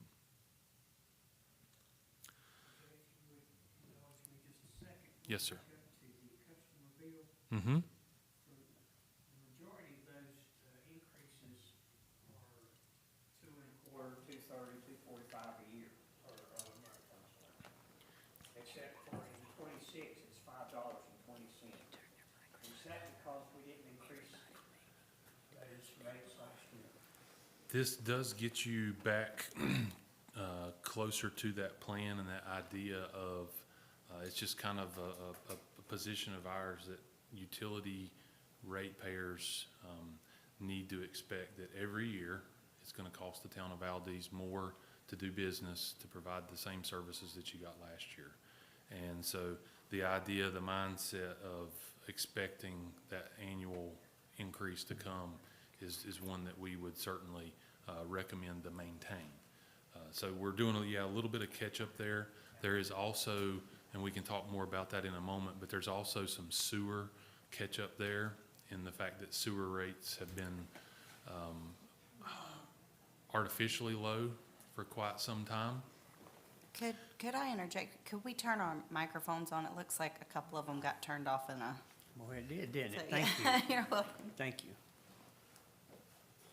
Sorry about that. No, thank you for noticing.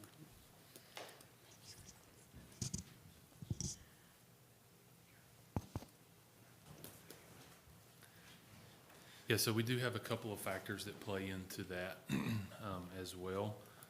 And then one thing also that we'll note in a couple of minutes when we look at the differences, when this council took office a year or two ago, the idea of in-town residents and out-of-town residents and costs for services across the board was discussed. And so last year, we presented a plan to move the triple district ratepayers from an inside town rate to an outside of town rate. And outside of town rates do vary across the board. Some of our customers, some of our McGill customers, that is, they elect to set their outside rates at a certain multiplier. But most commonly, 2x is a kind of an industry accepted standard for outside utility customers. And so the plan that we discussed last year and that the town acted on last year was to implement the first step of getting those outside customers to a true 2x utility bill, which would essentially just be for water, because those are going to be water customers only. So this year, the plan takes the second step in following that directive to get those outside water customers to a true 2x. And so that's one reason that you see a significant, more significant change in this year's revenue adjustment as well for the plan. And you'll notice that after this year, those values for overall revenue adjustment heal back down to much more inflationary or CPI type values. So we're trying to get to that spot where we're catching up to where we need to be. And then from that point, it's not exactly cruise control and we're not coasting, but we can heal those increases back down to where they're more manageable year over year. If I may, let me ask 2 or 3 questions about that. I know last year what the council approved was to actually take the outside customers to 2 times the inside rate. And needless to say, that didn't sit too well with the outside customers. But the jump again proposed this year, same jump, basically takes them up $100 a month for water. And if we heard some complaints in the past year, we'll probably have people marching here with pitchforks this year. Just to clarify on that one point, this is the second step of getting to 2x. It's not a total. It's not a total of 4x. We went to 1.5 with rates last year, and that's what council actually adopted. Right. The proposal for the plan and the eventual decision for council would be: do you want to take that next increase to get those outside customers now from 1.5 to 2, or from 1.5 to some other multiplier? Exactly. Yeah. So what do we do about that? And when we look across this spreadsheet, the number that really jumps out is the 2026 revenue adjustment of 24.4%. I mean, that's way larger than it is the rest of the way down the line. And so the question I have then is, can we spread that out a little bit? Maybe a couple different ways. I don't have any concern about all these capital improvement needs that were presented. But for example, the big one, which is the Rotary Street, which is 1.9 million, I think, altogether. That's really, there's 3 different pieces to that. Could we do those in 3 years? Do the most severe one in 26, and then, I know there's some economy if we do them all at once, but on the other hand, if we paid for them across 3 years, there's some savings. And again, I mean, that Rotary one, when I saw the slides, it's obvious that there's 3 different pieces to that. And I don't know which of the pieces is the most critical, but it looks to me like they could be done 3 different times. And if we spread it out over 3 years, that would spread out the 1 year need to boost revenue a bit. The other thing is the residential water rate is going to take a $5 jump in 2026, less than that. I mean, that's double what it's going to be the rest of the way out across the 10 years. What if we were to increase the sewer rate somewhat and try to bring our sewer rates a little closer to what, we have the lowest sewer rate of all these neighboring communities you presented and the highest water rate. What if we brought a little balance there? And then on the outside rates, if we could spread the capital investment across 2 or 3 years, we may not have to hit them with quite as big a step in 2026 as we have, as we said we were going to do last year, and as we have in our the initial presentation here. Yes, and so those would be, I'll say, variables that have some decision point. Of course, when you're speaking about the 24% increase, that is new revenue that is following that mindset of last year was step 1 for triple to get to 2x, this year is step 2. If we wanted to spread that out, it would just basically be modifying that plan a little bit from, so instead of going from 1.5 next year to 2.0, you know, we would need to just kind of pick, you know, are we going from 1.5 to 1.75, then 1.75 to 2? Are we going to go up, you know, 1/10 of a point there each year and make it last 5 years? So that would just be some feedback that we would have to plug in and see how that changes things. It would bring your new revenue down in year 1, but that is a option that we could enact. It's also possible that council may decide to just stay at 1.5. So if that's the decision point based on, you know, public feedback, then we would just need to take a look in subsequent years at the capital improvements plan and make some adjustments as necessary. So, you know, this is where the theoretical, as I referred to, becomes more free and loose in how we accomplish the overall plan, in that some of those finer decisions and those assumptions about where you realize the money from. So on the table, that would be a decision that council would need to just, you know, decide when you're setting your final rates with the budget, what you want to accomplish, and then where those values are going to land. Speaking about the projects, Rotary in particular, you are correct in that those areas are segregated enough to where you could technically build them in 2 or 3 sections that could span over 2 or 3 years. Also correct in that if we package them all together now and we're going to borrow money to do them, it makes life much easier as far as accomplishing those projects and some economy of scale. But again, those are projects that in theory could stand alone. The question in my mind then at that point, which is not a technical question, but the question in my mind would be, depending on which area really is the worst and depending on which area citizens are going to have the most concern for up front. In other words, if you do this side of Rotary and not that side of Rotary, is somebody going to, you know, be bending council's ear over that decision? It's probably you're going to get some feedback either way, I'd say. The question is just what are you prepared to do, and how do you feel about the decision on which one to go after first? And then there seems like there's a third point you made maybe worth touching on.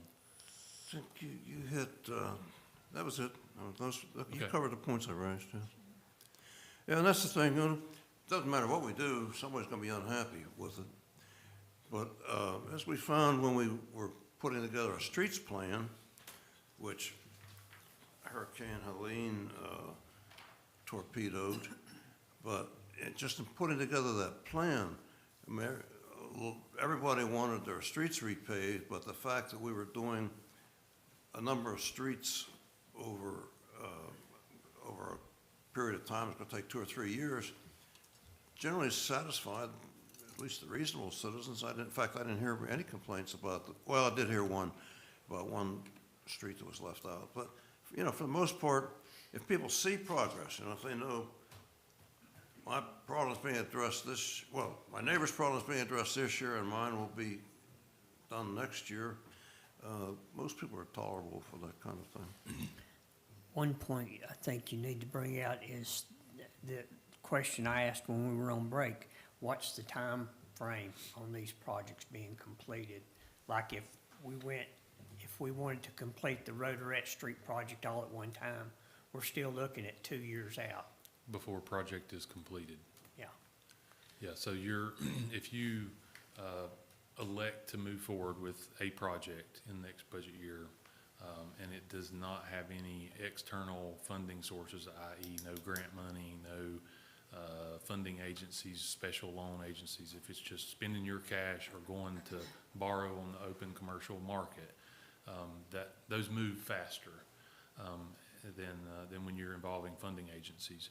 But even at that point, you'd be looking at a start date for design, survey, those kind of tasks in July or August. You're gonna get design documents, prepared, submitted to the funding agencies, and it's gonna be, early 2026 before you're ready to advertise for bids. You got an advertisement period there, so the wheels of those things tend to move kind of slow, and depending on the overall scope of a project and the difficulty, I'll tell you the difficulty on Rotary is high. So you're not gonna see a contractor make rapid progress there. They're gonna have to be pretty slow and meticulous with the constraints they're working in behind those houses and existing structures and existing lines and maintaining flow and all of those different pieces that slow their production down. So you're talking about, you pull the trigger on July the 1st for one of these jobs. If it's the whole project, it's going to be a year or two before it's done. Okay. So that's if you did it kind of all together. If you spread them out, of course, they may be a little faster through construction because there's not as much to build. But of course, if you're waiting 12 months to pull the trigger on, phase 2, so to speak, then it's just time you've kind of delayed that part of it. But it could be designed and bid to be a phased project also, I would assume. It could, yes. Yeah, that's a good point. You could go ahead, survey and design it all, but just not put it all out for bids immediately. Just what we have with McGill Associates is a long-range planning capability that the town has now had in place for 10 years. And, it's been, whether people realize it or not, it's been a godsend to Valdese because there are really two areas of technology that McGill provides that a town cannot have internally. One is the engineering expertise that water and wastewater requires. And the other one is the knowledge, staying up with the knowledge of the regulatory requirements and meeting those requirements. So I remember reading not too long ago, 3-4 years ago, about the town of Ahoskie. The local government commission took them over. And when they took them over, they stripped everything out of the town, all the citizen benefits and the manager and everything. Because what they had done was they got overcommitted on their utilities side, putting in, they started so many projects and borrowed so much money for water and sewer infrastructure that they weren't ever gonna get out of it. They're out of it now, but it was painful to say the least to the citizens of Ahoskie. So we don't wanna get there, certainly. And the thing, McGill is doing on the technical side, the management planning side. They're also doing the funding side, which is somewhat like what Tryon Financial Services will do on the utility side. But I think Tryon might go a little bit farther, and I'm wondering, not really expecting an answer, but Tryon might come up with some different types of funding sources for some of the debt that we have and some of the debt that we would need that, might get out into different types of bonds or financial debt service that probably is outside the realm of what Miguel does. So I don't know, no conclusion on that, except that I think the council needs to think hard about two things. One, why don't we start boosting our sewage rate up a little bit? And two is, maybe we ought to be a little bit cautious about the outside rate, water rate that we put on people, because we're gonna hear stuff about that. And I want to say, I agree with Councilman Harvey. I do not think we should do another big boost to the Triple community customers after what they received last year. I agree also that we need to look at our sewer rates and see if that's an area that, since ours are so much lower than other places, I agree with what he is saying. And I can tell you with sewer rates this year in particular, because again, sewer rates are essentially all inside customers. They're all in town. So that increase that's represented in the plan is 10% right now. That number was so artificially low for a long time.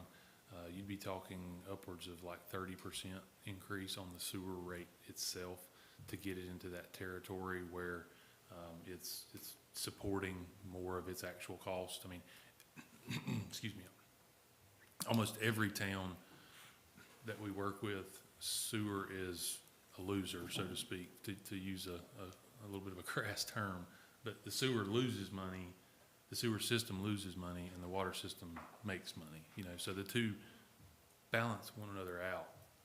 But that proportion of how much of its expenses it carries is a little low for Valdese by comparison. So if you wanted to get to that point, that's certainly, an idea that we could angle at as well.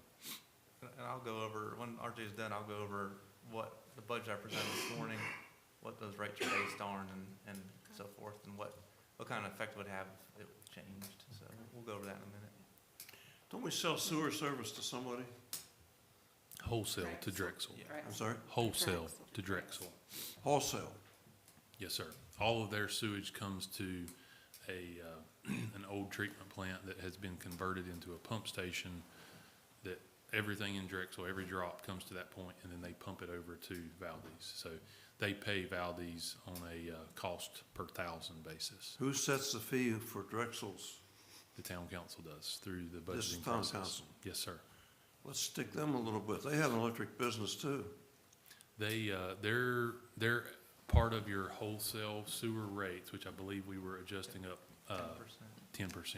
Sewer, 10% sewer across the board. What's that? Sewer was 10% across the board of what we proposed in the budget. 10% increase across the board for inside for residents as well as And also your wholesale. and for wholesale. Yeah. And so your wholesale customers are going to be Drexel and then Rutherford College Yeah, Sewer. in Burke County, and Burke County. which is, Burke's not as big as, I think Drexel's the biggest It is. sewer user. So let's see, just put these into roll numbers. So in-town resident sewer fees, if they're going up 10%, they're going up from $10 to $11. Is that what you're saying? About 12, yeah. Right It's a $1.80 increase, and we'll go into all this in a second. All Are right. you ready for me to get up there? Just a couple more slides. So this graph, I like to try to show pretty graphs sometimes. So, it may not resonate quite as well for all of you that don't, nerd out on this stuff like I do. But this is more or less showing you expenses year over year. And then this is showing you that kind of dark blue dashed line that I'm tracing over top of there right now, if you can see that. That's if you more or less don't adjust rates at all through the 10-year plan. And the fact that all of those bar graphs down through that plan exceed that value shows you that, you know, you'd be running a deficit to execute the plan if you don't realize new revenue. But then the black line up here above shows what that line looks like following the plan with the revenue increases. And anywhere you see the black line above the bar charts, you know, that's indicating a year in time when revenues exceeded expenses. And then the different colors in the bar graphs show you capital expense or cash spent out of the fund balance. The green areas show you new projected debt service. The orange areas show your existing debt service, and so that's going to correlate back to that debt service schedule that Bo displayed very early this morning. And then the bottom sections there in the blue and the green, those are your operating expenses. So you can see there kind of where the different segments of the plan are, kind of in a graphical format. So I think we can move through these slides actually pretty quickly. We've talked about a lot of this already. So this plan, as it's presented right now, moves that multiplier for triple to 2.0 multiplier.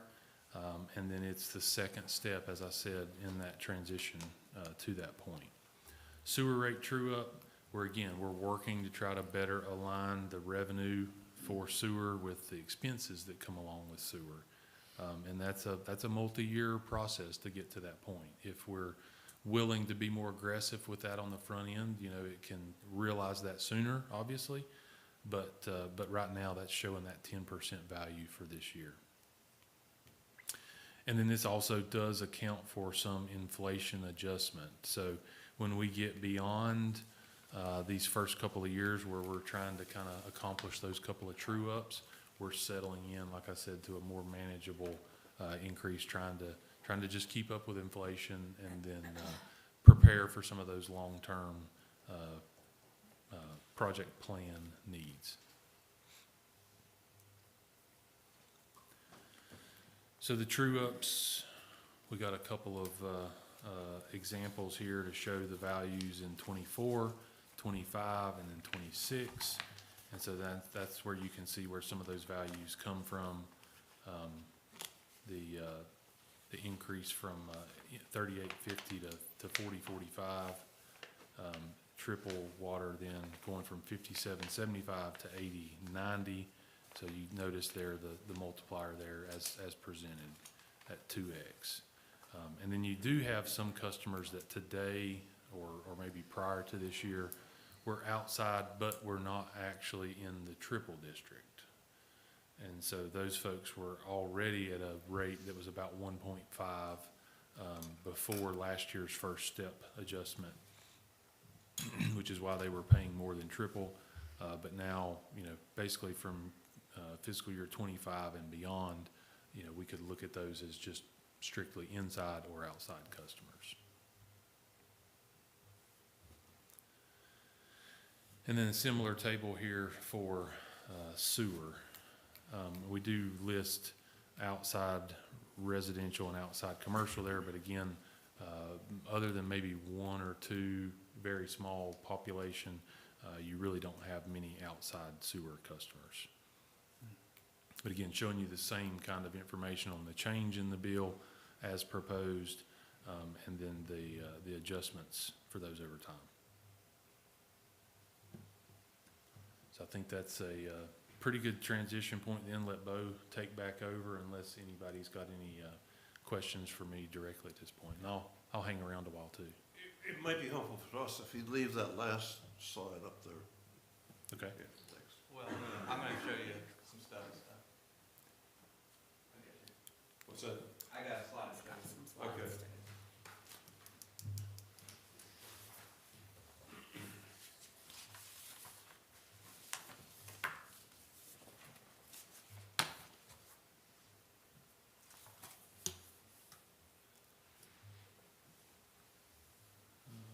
Let me eject. There we go.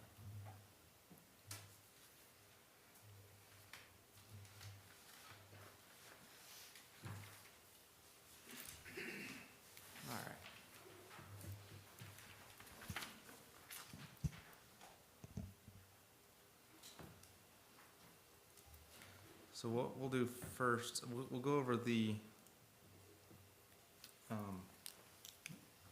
proposed rate schedule, kind of what RJ just talked about. And then I'll show you in the budget how things are shaking out when it comes to this, okay? So this kind of gives more of a detailed look at what the slide that Councilman Harvey had just asked for. But this would be the proposed water rates. So that first column is a current rate that everyone's paying right now. The proposed amount would increase 5% for inside water, so that bill will go to $40.45 for water. Below that, you see what RJ was talking about, the 2 times the rate for triple. So if we dial that back, that would obviously change. But just to be consistent with what RJ was presenting, that's what that would show. And then across the board, you've got inside, outside commercial, inside, outside industrial. Those are all proposed also at 5%. The sewer rates, what we're talking about, is on the next page. So here, the current bill is $10.80 for sewer, and we're showing our 10% we talked about across the board for that. This outside sewer residential, we currently don't have any customers on that. So because it is outside, we reflected the 2.0 rate, like the inside water, but just remember, we don't have any customers on that rate schedule. So if you look at this and look at the 10% on inside sewer, so you take your $11.90, and you add that to the 5% for water, that would give you the customer's bill for water and sewer combined. So I don't have a total here, but $52.35. yeah, $52.35 would be their new bill, plus their trash and recycling, but we talked about that being flat. So let's pause that for a moment, and we're gonna go back up to our budget sheet that we looked at earlier on the revenue side. And remember I said we'll come back to this number here. So all this ties into our projects and whether we're gonna borrow, how much we're gonna borrow, how much we wanna pay for cash for projects. So RJ presented, what the financial plan that he presented is based on a 2.0 rate that we left last year's budget with. Having a feeling that council is gonna wanna dial that back this year, I built into the budget something a little different. So I went to a 1.75 rate. So that water charge residential, this line, that's where that's reflected. So if we went to a 2 rate, that would increase, that amount, revenue increase. I based it on a 1.75 rate for outside. So if we go below 1.75, how does that affect the budget? Well, it comes back down to this 829 number we have here. So the smaller amount we go for outside increase, the smaller that will become, and the more we'll either have to borrow for the water plant substation. Because remember, the water plant, it's for all our water customers, right? So that's what we're looking at here. How much of that project can we fund from our water rates? So the 1.75 would give us the $829,000 of cash to put towards that project. Anything lower, then we're going to start either using more fund balance or having to borrow more. So I just wanted to bring that to your attention so you can see how does that affect things. If we went up to 2.0 rate, then we would have to borrow less and we have more revenue coming in. But I based it on 1.75 just so I had a feeling we would want to go to 2.0. Yeah. So you've already put it in. I tried to be a little more conservative than what Okay. RJ was showing on his stuff. But he did the 2.0 just because that's what council looked at last year. So that kind of gives you a perspective of where we're at on that. And maybe we just leave it at 1.75 forever. The reason and they would go up, if next year if the town went at 5%, they would go 5%. It wouldn't be that step up anymore. 1.75, I kind of picked one because it was in the middle of 1.5 and 2, so it was easy. But if you look at Morganton's water rates, and I don't know how many people they have in their outside rate, but if you look at their rate structure and you do the calculation, it comes out to 1.75 for their outside users. So we're not out of line there on, and I haven't done other towns what their rates are, but I just picked Morganton because we're always compared to them. So kind of puts it in perspective for you. I want to make sure I understand this. Sure. So we went up 1.5 this year, is that correct, on outside water users? Currently, yeah, last year, the budget was adopted the 1.5, so Okay, what that did, let me go back to that. So currently, 38, remember last year, we did not increase inside water Right. for folks. So we left it at 38.50. And then outside, we did the 1.75, or 1.5. So if you multiply 38.50 times 1.5, you get that 58.75, 57.75. so on outside water customers, we're going to go up another 1.75? No, Or no. 0.25? You'd go up 1.75 from the inside rate. So They it go wouldn't up be, about $15 a month. it actually will be, More, $15 more. I'll than tell you they're exactly paying what now. it'll be. Hold on one second. I'll tell you exactly what it'll be. And our water bill is gonna go up $1.80 a month.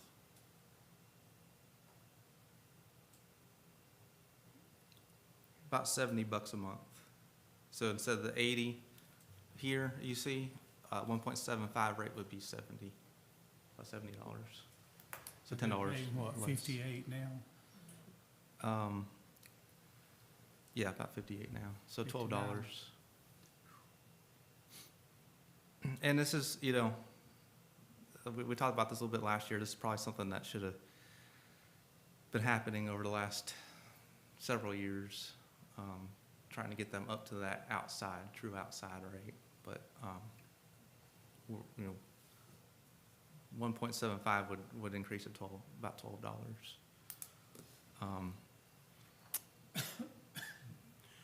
I think I'd still like to see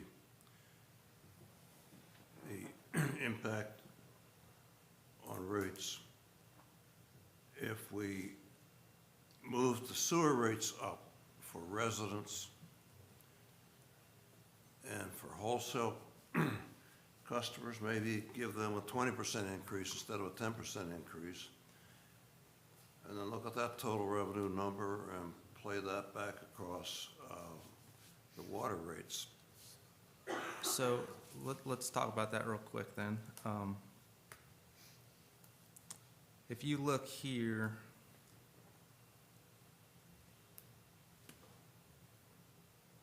let's see. The town of Drexel, let's just look at that one. It's that line. So in the budget, we've got $206,850 budgeted, and that includes their 10% increase. Because that's such a small amount, even with a 20% increase, it's only gonna give us about $20,000 more dollars.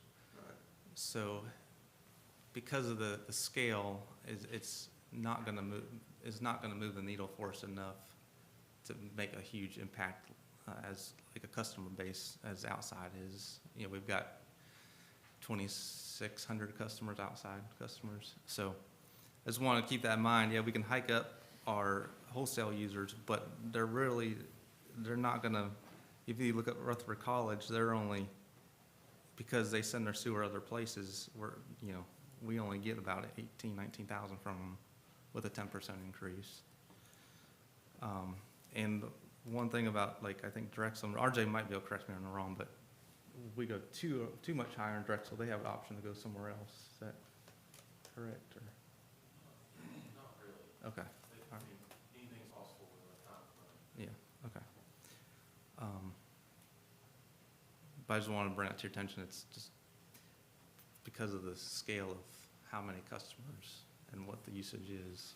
Yeah, but that's true, but just the same scale is true with sewer, rates on residents, right? Right now, it's a very small part of our water and sewer bill, but if we kick up the sewer rate a little bit,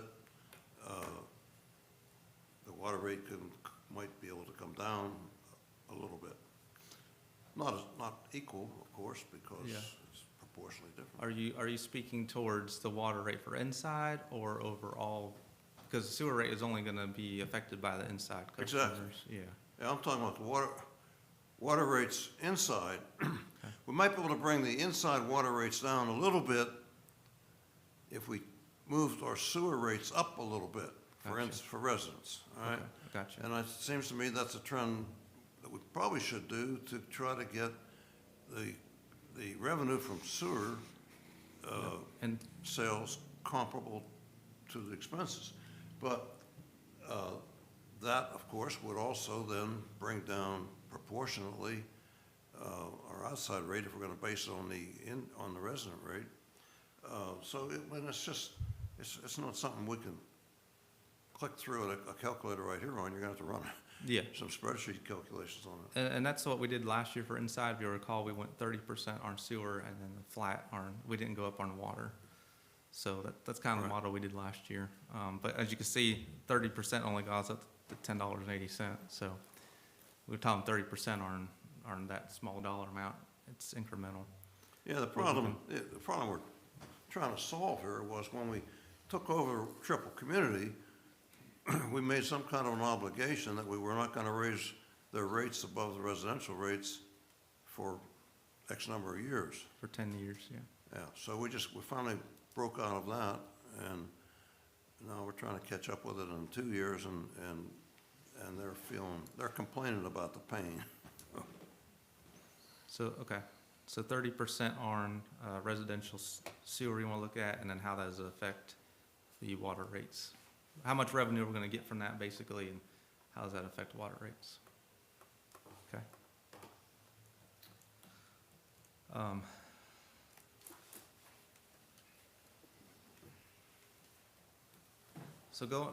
This is kind of tied in, but earlier Councilman Ogle asked, what was my recommendation for these projects, how to fund them?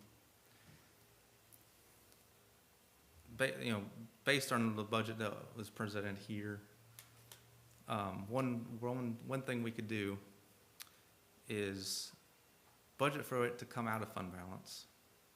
But if we enter into an agreement with First Tryon, let's let them go out to market and see what kind of rates they can give us. Then we can decide, okay, it's already in the budget to come out of fund balance, but that doesn't necessarily have to happen. They can get us a 4% or lower rate, that might be worth borrowing the funds for. And at that time, we can make that transition. So that would be my suggestion. Because if you can get a good enough rate, it would be worth borrowing versus, and keeping that fund balance for a project that you might not be able to borrow so much for. Understand that. Yeah, and we have, if you go back to the current debt load for utilities, we have several different loans out there, I think, for utilities, right? The debt schedule, yeah. Yeah, maybe if you could bring that one back. Yeah, that was on the PowerPoint.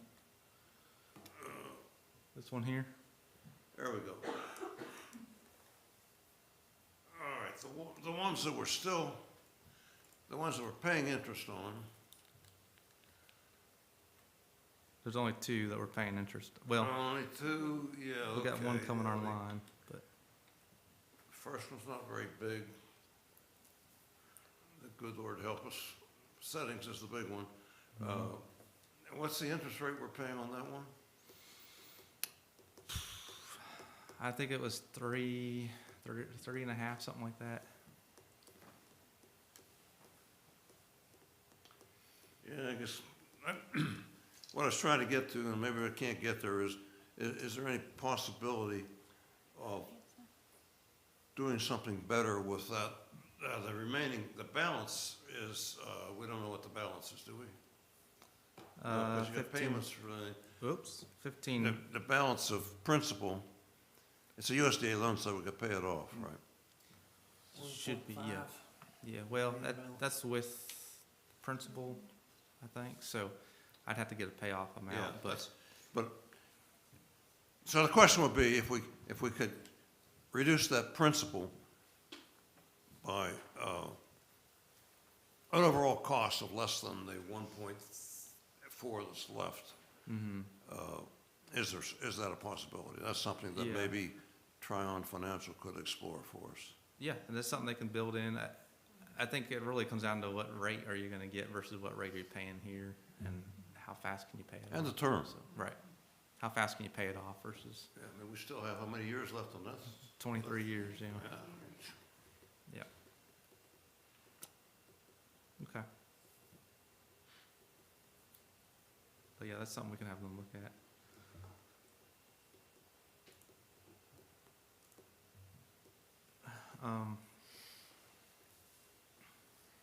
Anything else we need to talk about on that? We'll look at changing that to a 30%. How that affects rates, but. So just remember, whatever we do, this is based on the 1.75. So if we go lower than that, that's fine. It's just how much more of that electrical substation project are we going to need to borrow or use from fund balance? At that point, I would say definitely gonna need to borrow something, because we don't want to drop fund balance more below 50% if we can avoid it. I think right here, we're at the balancing scale with that budget. Did you say that there was an option too of doing it, a combination of part fund balance and part Yeah. loan? I mean, Yeah. could that help the That could- fund balance side? Yeah, Or if we the didn't wanna percentage borrow or it. whatever? Yeah, the one thing about doing it that way, if you're gonna go through the borrowing process, it might be best to borrow what you can for that project, so you don't have to borrow for another project and then use cash for that other project. But you can certainly do a combo. We don't wanna borrow as much.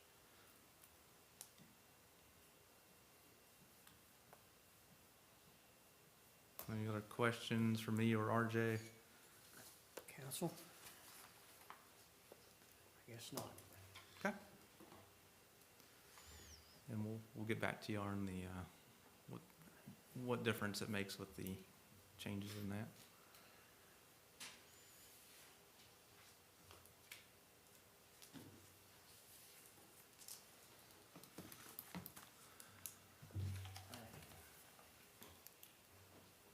What, next one's what?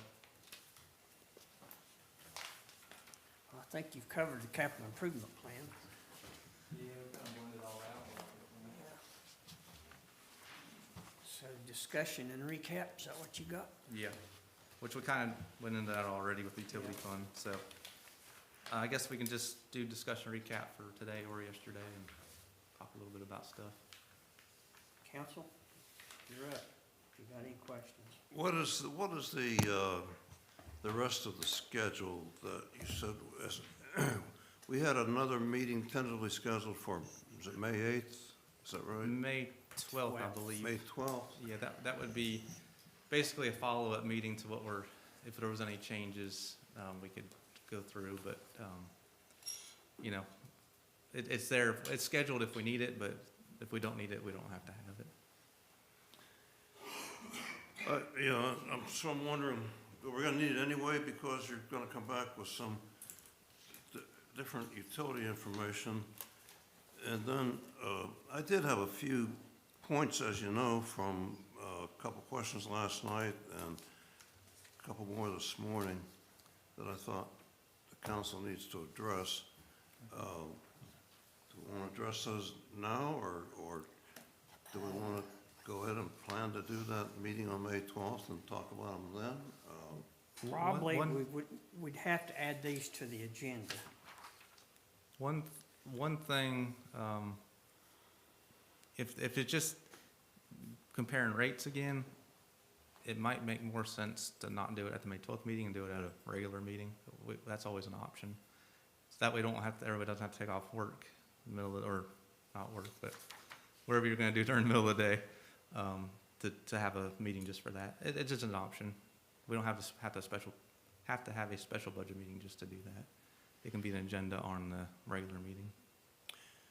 the things that I'm looking at the email you gave me, that are budget related, I would assume like the Old Rock School windows, those you could probably discuss, but I think the rest of it you'd have to add to the agenda at the May 12th or whenever the manager decides to hold that additional budget meeting.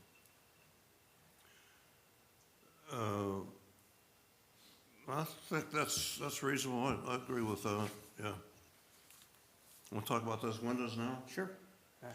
Okay, the Old Rock School windows. This is one, I looked across the CIP for the general fund. And by the way, that's a general comment that I've tried to make a couple times, is that we as a council have, and this council, guilty as all the ones in the past, we never look at the 10-year CIP. What we look at is next year's capital improvement plan.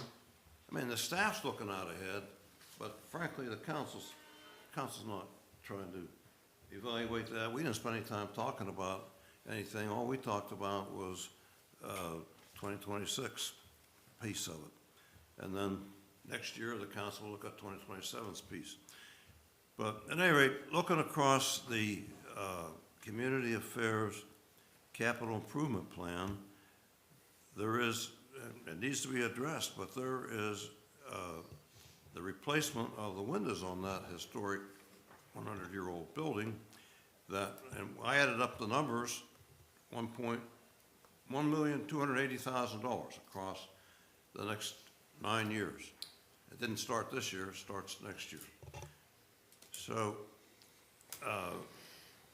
and I don't know how solid that number is. I know Bo said they got an estimate from a contractor, but you really, for something like this, especially if you're gonna do it at one time, you'd need to have an architect involved in this and get some really tight specifications and good estimates. So I think it might be quite a bit more than $1,280,000 plus the last $500,000 of that was going to be 8 and 9 years out, or 9 and 10 years out. We don't know what the inflation's going to do between now and then. But anyway, I think that project lends itself so neatly to looking at a one-time improvement on the Old Rock School like we did, like the staff did. I mean, I give staff all the credit for coming up with that 2024 renovation plan that got $1.6 million worth of renovation done in 1 year, covered about 80%, nearly 80% by grant funding, which the staff raised. So, and this is an opportunity. And I think in this case, we're not only adding life to a historic building in a very clear way. We're saving energy. Got to be saving a lot of heat, well, a lot of energy year-round for heating and cooling in that old building by replacing all those windows. So at any rate, I guess that's, the question I have is, does the council, if the council agrees with that, is there some way we can bring this out and get the town to address it? Oh, there's one other factor. I mean, if there's one area of fondness among our citizens, especially the Valdese citizens, or the ones who grew up here, it's that Old Rock School. They went to elementary school there. Their parents graduated from there. I mean, there's a lot of sentimental attachment to that Old Rock School. So I think we could probably generate as much or more volunteer contributions to do a major life extension to that building now as we could with the auditorium. So at any rate, that's my pitch on that one. Would that be something First Tryon could look at? They build in the financial aspect of it. I mean, they don't know about window Right, installation, but. just build the project into their, Yeah, and to Councilman Harvey's point, we'll always be on the lookout for a grant opportunity, and if there is one, we can always bump that up, but right now, we don't have any of those opportunities, so the best thing we can do is plan and space that out to get those done incrementally. yeah, If I an think, opportunity presents itself, we can move all that up to I think one big doing it all project. at one time would be. But but those opportunities don't just present themselves, you gotta go looking for them. Right, Yeah. right. That's what happened with the 2024 renovation. I mean, the staff went out with help of COG, I don't know what other Yeah. initiative was behind it, but they made it happen. I mean, they stirred up the grants, they made it happen. Citizens got behind it, and it happened, you know? Yeah. And it needs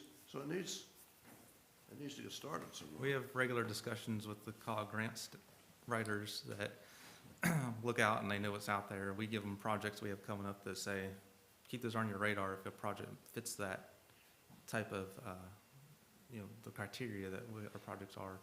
They do let us know when that comes up, so. We do have conversations with them on this, and this is something I can definitely add to their radar. I think that's it. I have one other budget item relative to the Old Rock School. Okay. I missed this in my points that I put together last night and this morning. Again, much of the justification for that renovation we did was the increased revenue that we're going to have. The second piece of that grant we got, and the second and the final renovation part, was the updating of about 3 of those large classrooms. And the reason we justified that was that we were gonna rent those to businesses, and that was gonna be another source of income for the town, as well as promoting economic development among and potential industries and companies. I didn't see that in the budget breakdown, whether it was a revenue for renting out those classrooms. If there was, it's not any different than it was in the past. Was it, correct me if I'm wrong, was it the classrooms or was it the third floor that was No, gonna be the renovated? for classrooms, that? that's where we put in that's where we got that grant, the additional grant, the second grant, to put the AV equipment screens, Wi-Fi and all that stuff in those classrooms across the west side and the one on the northeast corner. Let me look here real quick. I mean, I didn't see it, it might be in there, but I didn't see it. Yeah, I thought it was in there. Let me.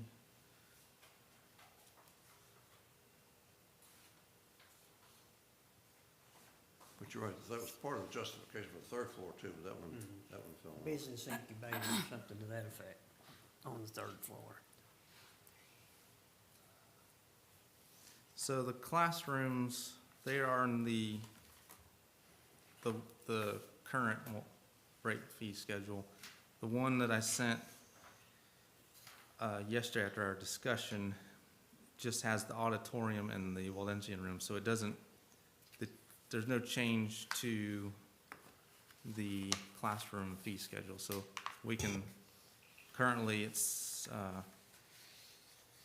$60 for 6 hours and $20 after that. So we can look at bumping that up too if we need to. Did that get reflected in revenue as well? Yeah, it's that part's in the revenue part. But the increases that we talked about are not in the revenue yet. If that makes sense. But it's part of that balanced budget that we talked about. Part of it, but we didn't increase the revenue on renting those classrooms by any significant amount, I don't think. No. We did increase the revenue just based on the amount of volume we're gonna be getting in for the rentals. And then I did have a question about the expense sheet also, and that was, what is the Valdese Tourism Commission, and how does that how did 95,700 get spent this year, and how will we spend the 85,000 next year? So that is the occupancy tax monies that come in, and so they have a strict guidance on how those monies get spent. It has to be spent on tourism related, basically that's advertising. So we have to advertise not in town, but outside of town to bring tourism in. So that money is spent on like magazine placements, website placements, Billboards. billboards. So we have a breakdown anywhere of how that money is spent, who decides where to spend it? Well, Marissa is on the, what other name slips my mind? The Burke The County Burke- Tourism. Tourism, Tourism, yeah, wherever their official name is. tourism board. Tourism Agency, TDA, that's what it is. She's on a TDA, and so they have meetings on how that money's spent. I understand the requirements, I'm saying how, but somebody in our town has to put in a request for payment to somebody for, Yeah, hold on one second, let me pull something up. Give me a second here. I know what you're asking for, I lost it here.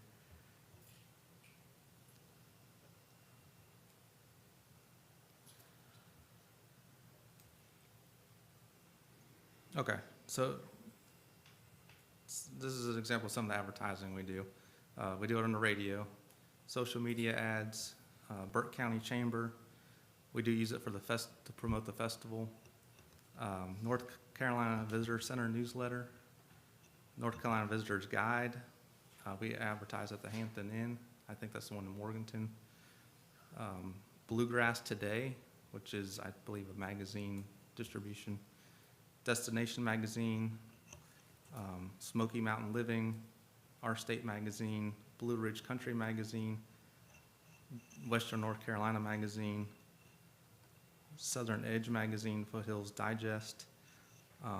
We also use it for the website hosting and design updates on that. Photography to promote the town, the outside agencies. Marketing materials, OCP dramas, the advertising for the dramas, not the actual dramas themselves. And then the Roxville Arts Foundation annual advertising. So those are, so you have that list that you can give us, is that right? yeah, Okay. yeah. But And that brings me full circle around to, we're spending at least $85,000 to bring tourists to Valdese, right? But we close the town every Saturday. We have no tourism office open, and unlike all the other towns throughout the world, our museums, our art galleries are closed on Saturday.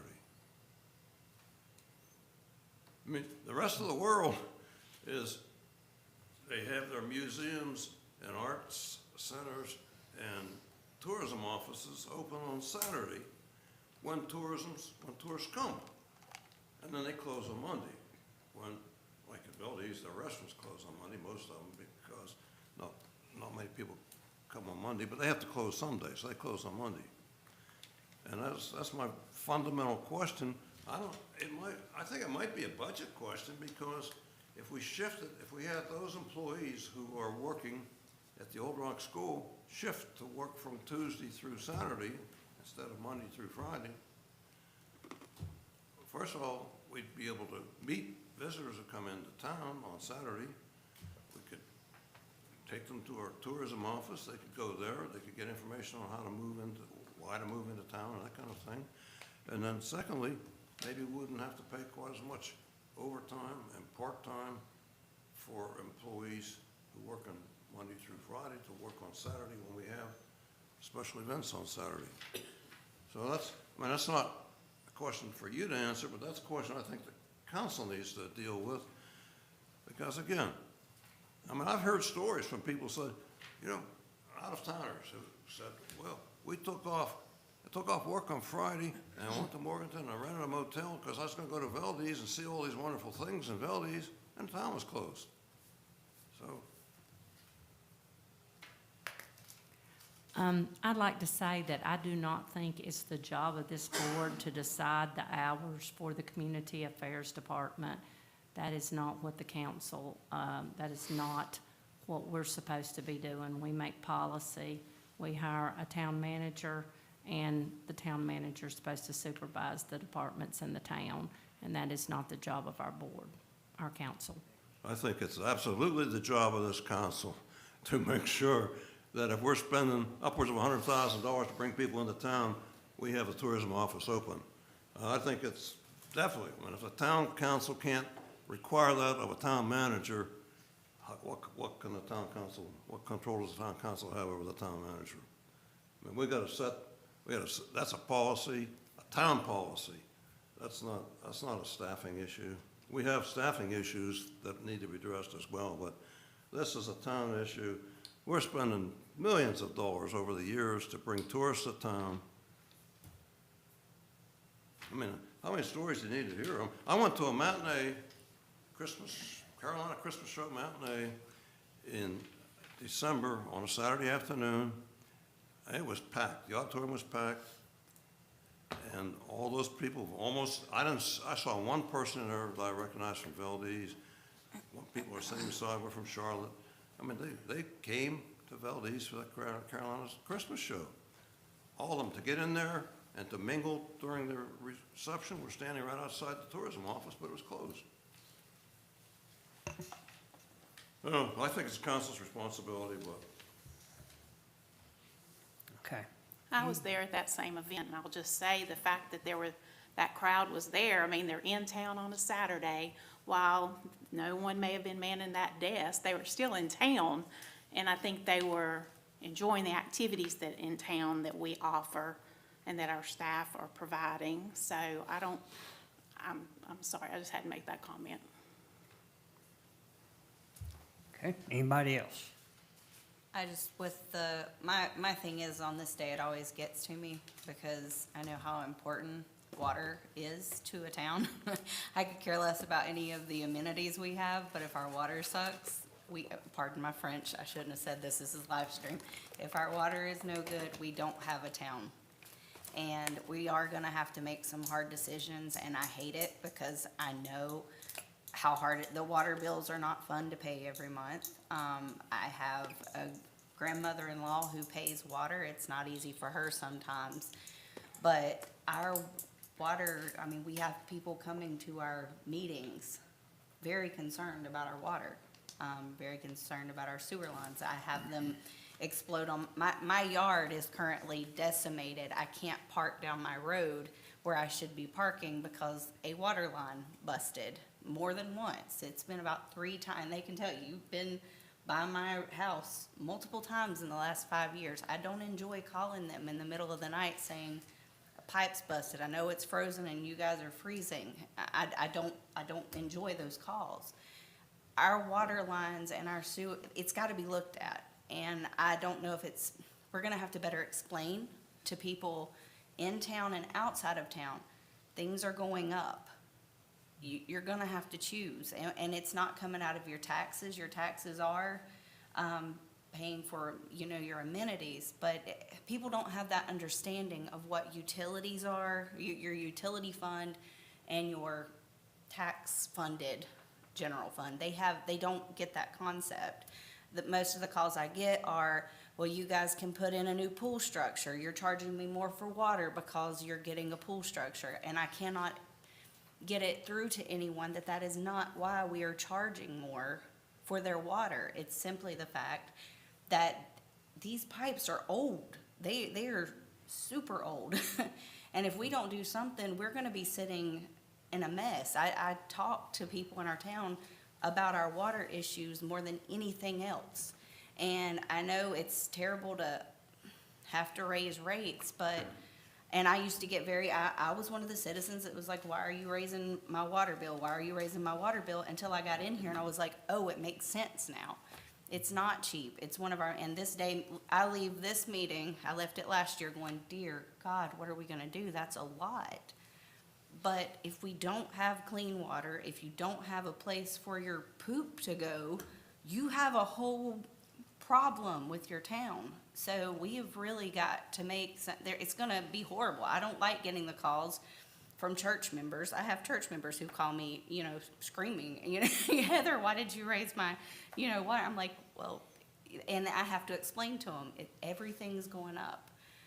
So more than anything in this town, we do need to take some hard looks, see what we can do. The 5% jump I can see, and even for the people outside of town, I can see where they're gonna freak out. Maybe it not be that extreme, figure out something like a middle ground like you were talking about, but really getting the information out to people to explain to them, this is where your money really is going. This is why. And I think we have done a horrible job, not just we, but government in general does a terrible job explaining to people where your tax money goes, where your utility money goes. We see all this. They just see, why is my water going up? They just see it on their bill and freak out. But if we could somehow explain to them, cost of chemicals is going up.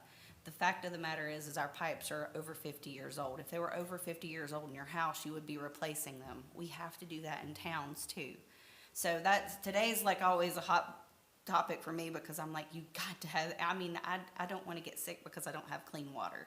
And I know these guys, if there's anybody in this town who is out, I know we've got police, firemen, I'm sorry, they do an amazing job, but these guys are up like in the middle of the night freezing because our pipes are not in good shape.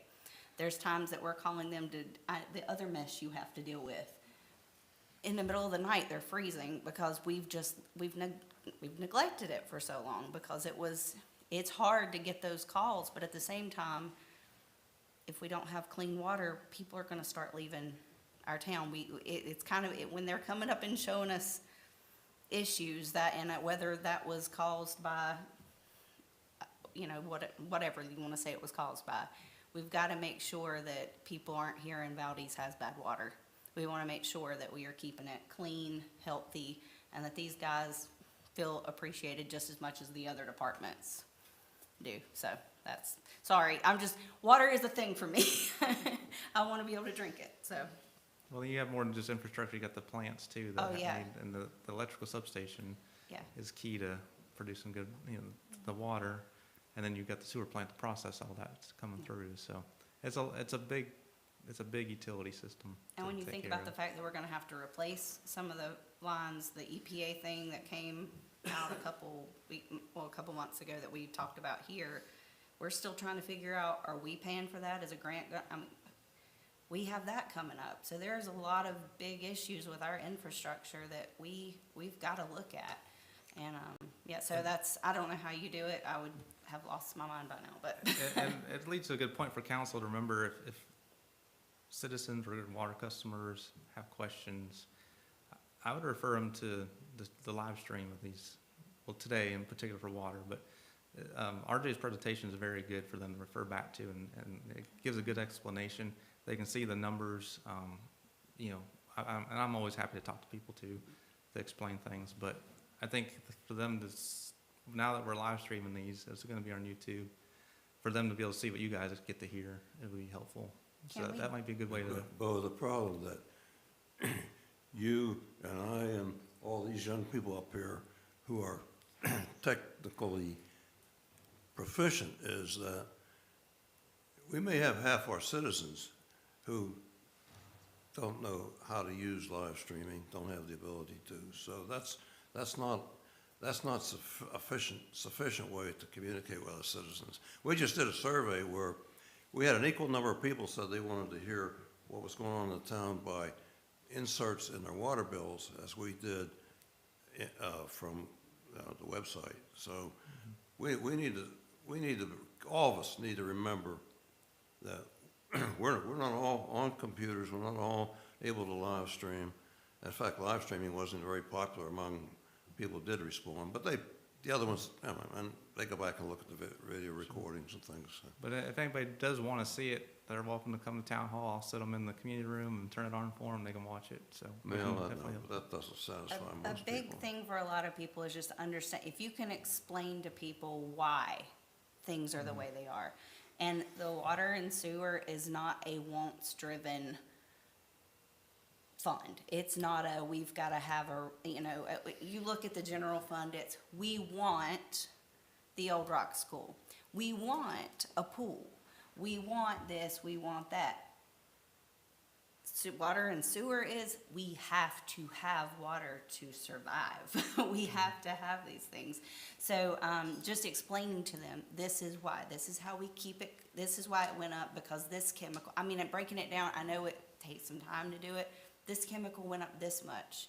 So we're looking at this percentage having to go up because of that, because that's the only way it clicks for a lot of people, is to see it that way. So I don't know how it can be explained. I try to do it as best as I can to people and explain to them, just like everything else is going up. Water isn't free. To keep it clean, the chemicals, it's not a free thing. So anyway, that's my spiel, because I leave this one going, holy moly, that was a lot to take in, because I know how much needs to be done. But I heard the other day, I know there are grants out there that are easier. I guess the water and sewer are the ones that you can get grants kind of, maybe not easier for, but there's more out there than for other projects. And I know that we look for those, I'm sure. Yeah. But I guess for some of these bigger projects, is there a way to really push that a little more? Like I said, we're always looking for grants in McGill as well. Okay. We've taken advantage of some of grants along the years. Yeah. But the funding for that is starting to dry up. So, Well, with the Helene and especially, everything, I'm yeah. sure a lot of the people are, it's Yeah. tricky right now. And they do look at our financials too. Mhm. So, we're, back in 2020, this is kind of a weird way to think about it, but back when our fund balance was 25%, we were more eligible for Gotcha. grants. But now that we're a little healthier in our fund balance, they look at that and say, well, we're gonna help towns that are struggling more so on that. So it's a give and take a little bit. Even if I find so if we spent more and our utility dropped a little bit, we could possibly work out some grant options. I can't promise anything. but I'm wondering how our- that works. Yeah. All right. Well, thank you for letting me. Anybody else? I have one question, and the first Tron, how much were they going to charge us for the contract? Did that go over my head yesterday? The number in the CIP is 25,000. I add a little bit of buffer in there because I had a brief conversation on what they would charge, but it was under that, but 25,000 is what I've gotten. Is that a contract for a year, or? Well, that's for them to build the model for us. If they were to continue using their services for like financial things, those are smaller amounts that they would be a one-time fee as we went along. Okay. It wouldn't be the 25,000 a year. It's not recurring. That's just for us to get in their system, get their model, get in, have everything built. Become a client of theirs, basically. Any No, that more would not be- questions? Motion to adjourn. So move. Second. Second. Those in favor signify by saying yes. Yes. So be it. Thank you, council. I appreciate your time. Both, thank you, RJ, and our department heads. Thanks, guys, for all your work. I appreciate you.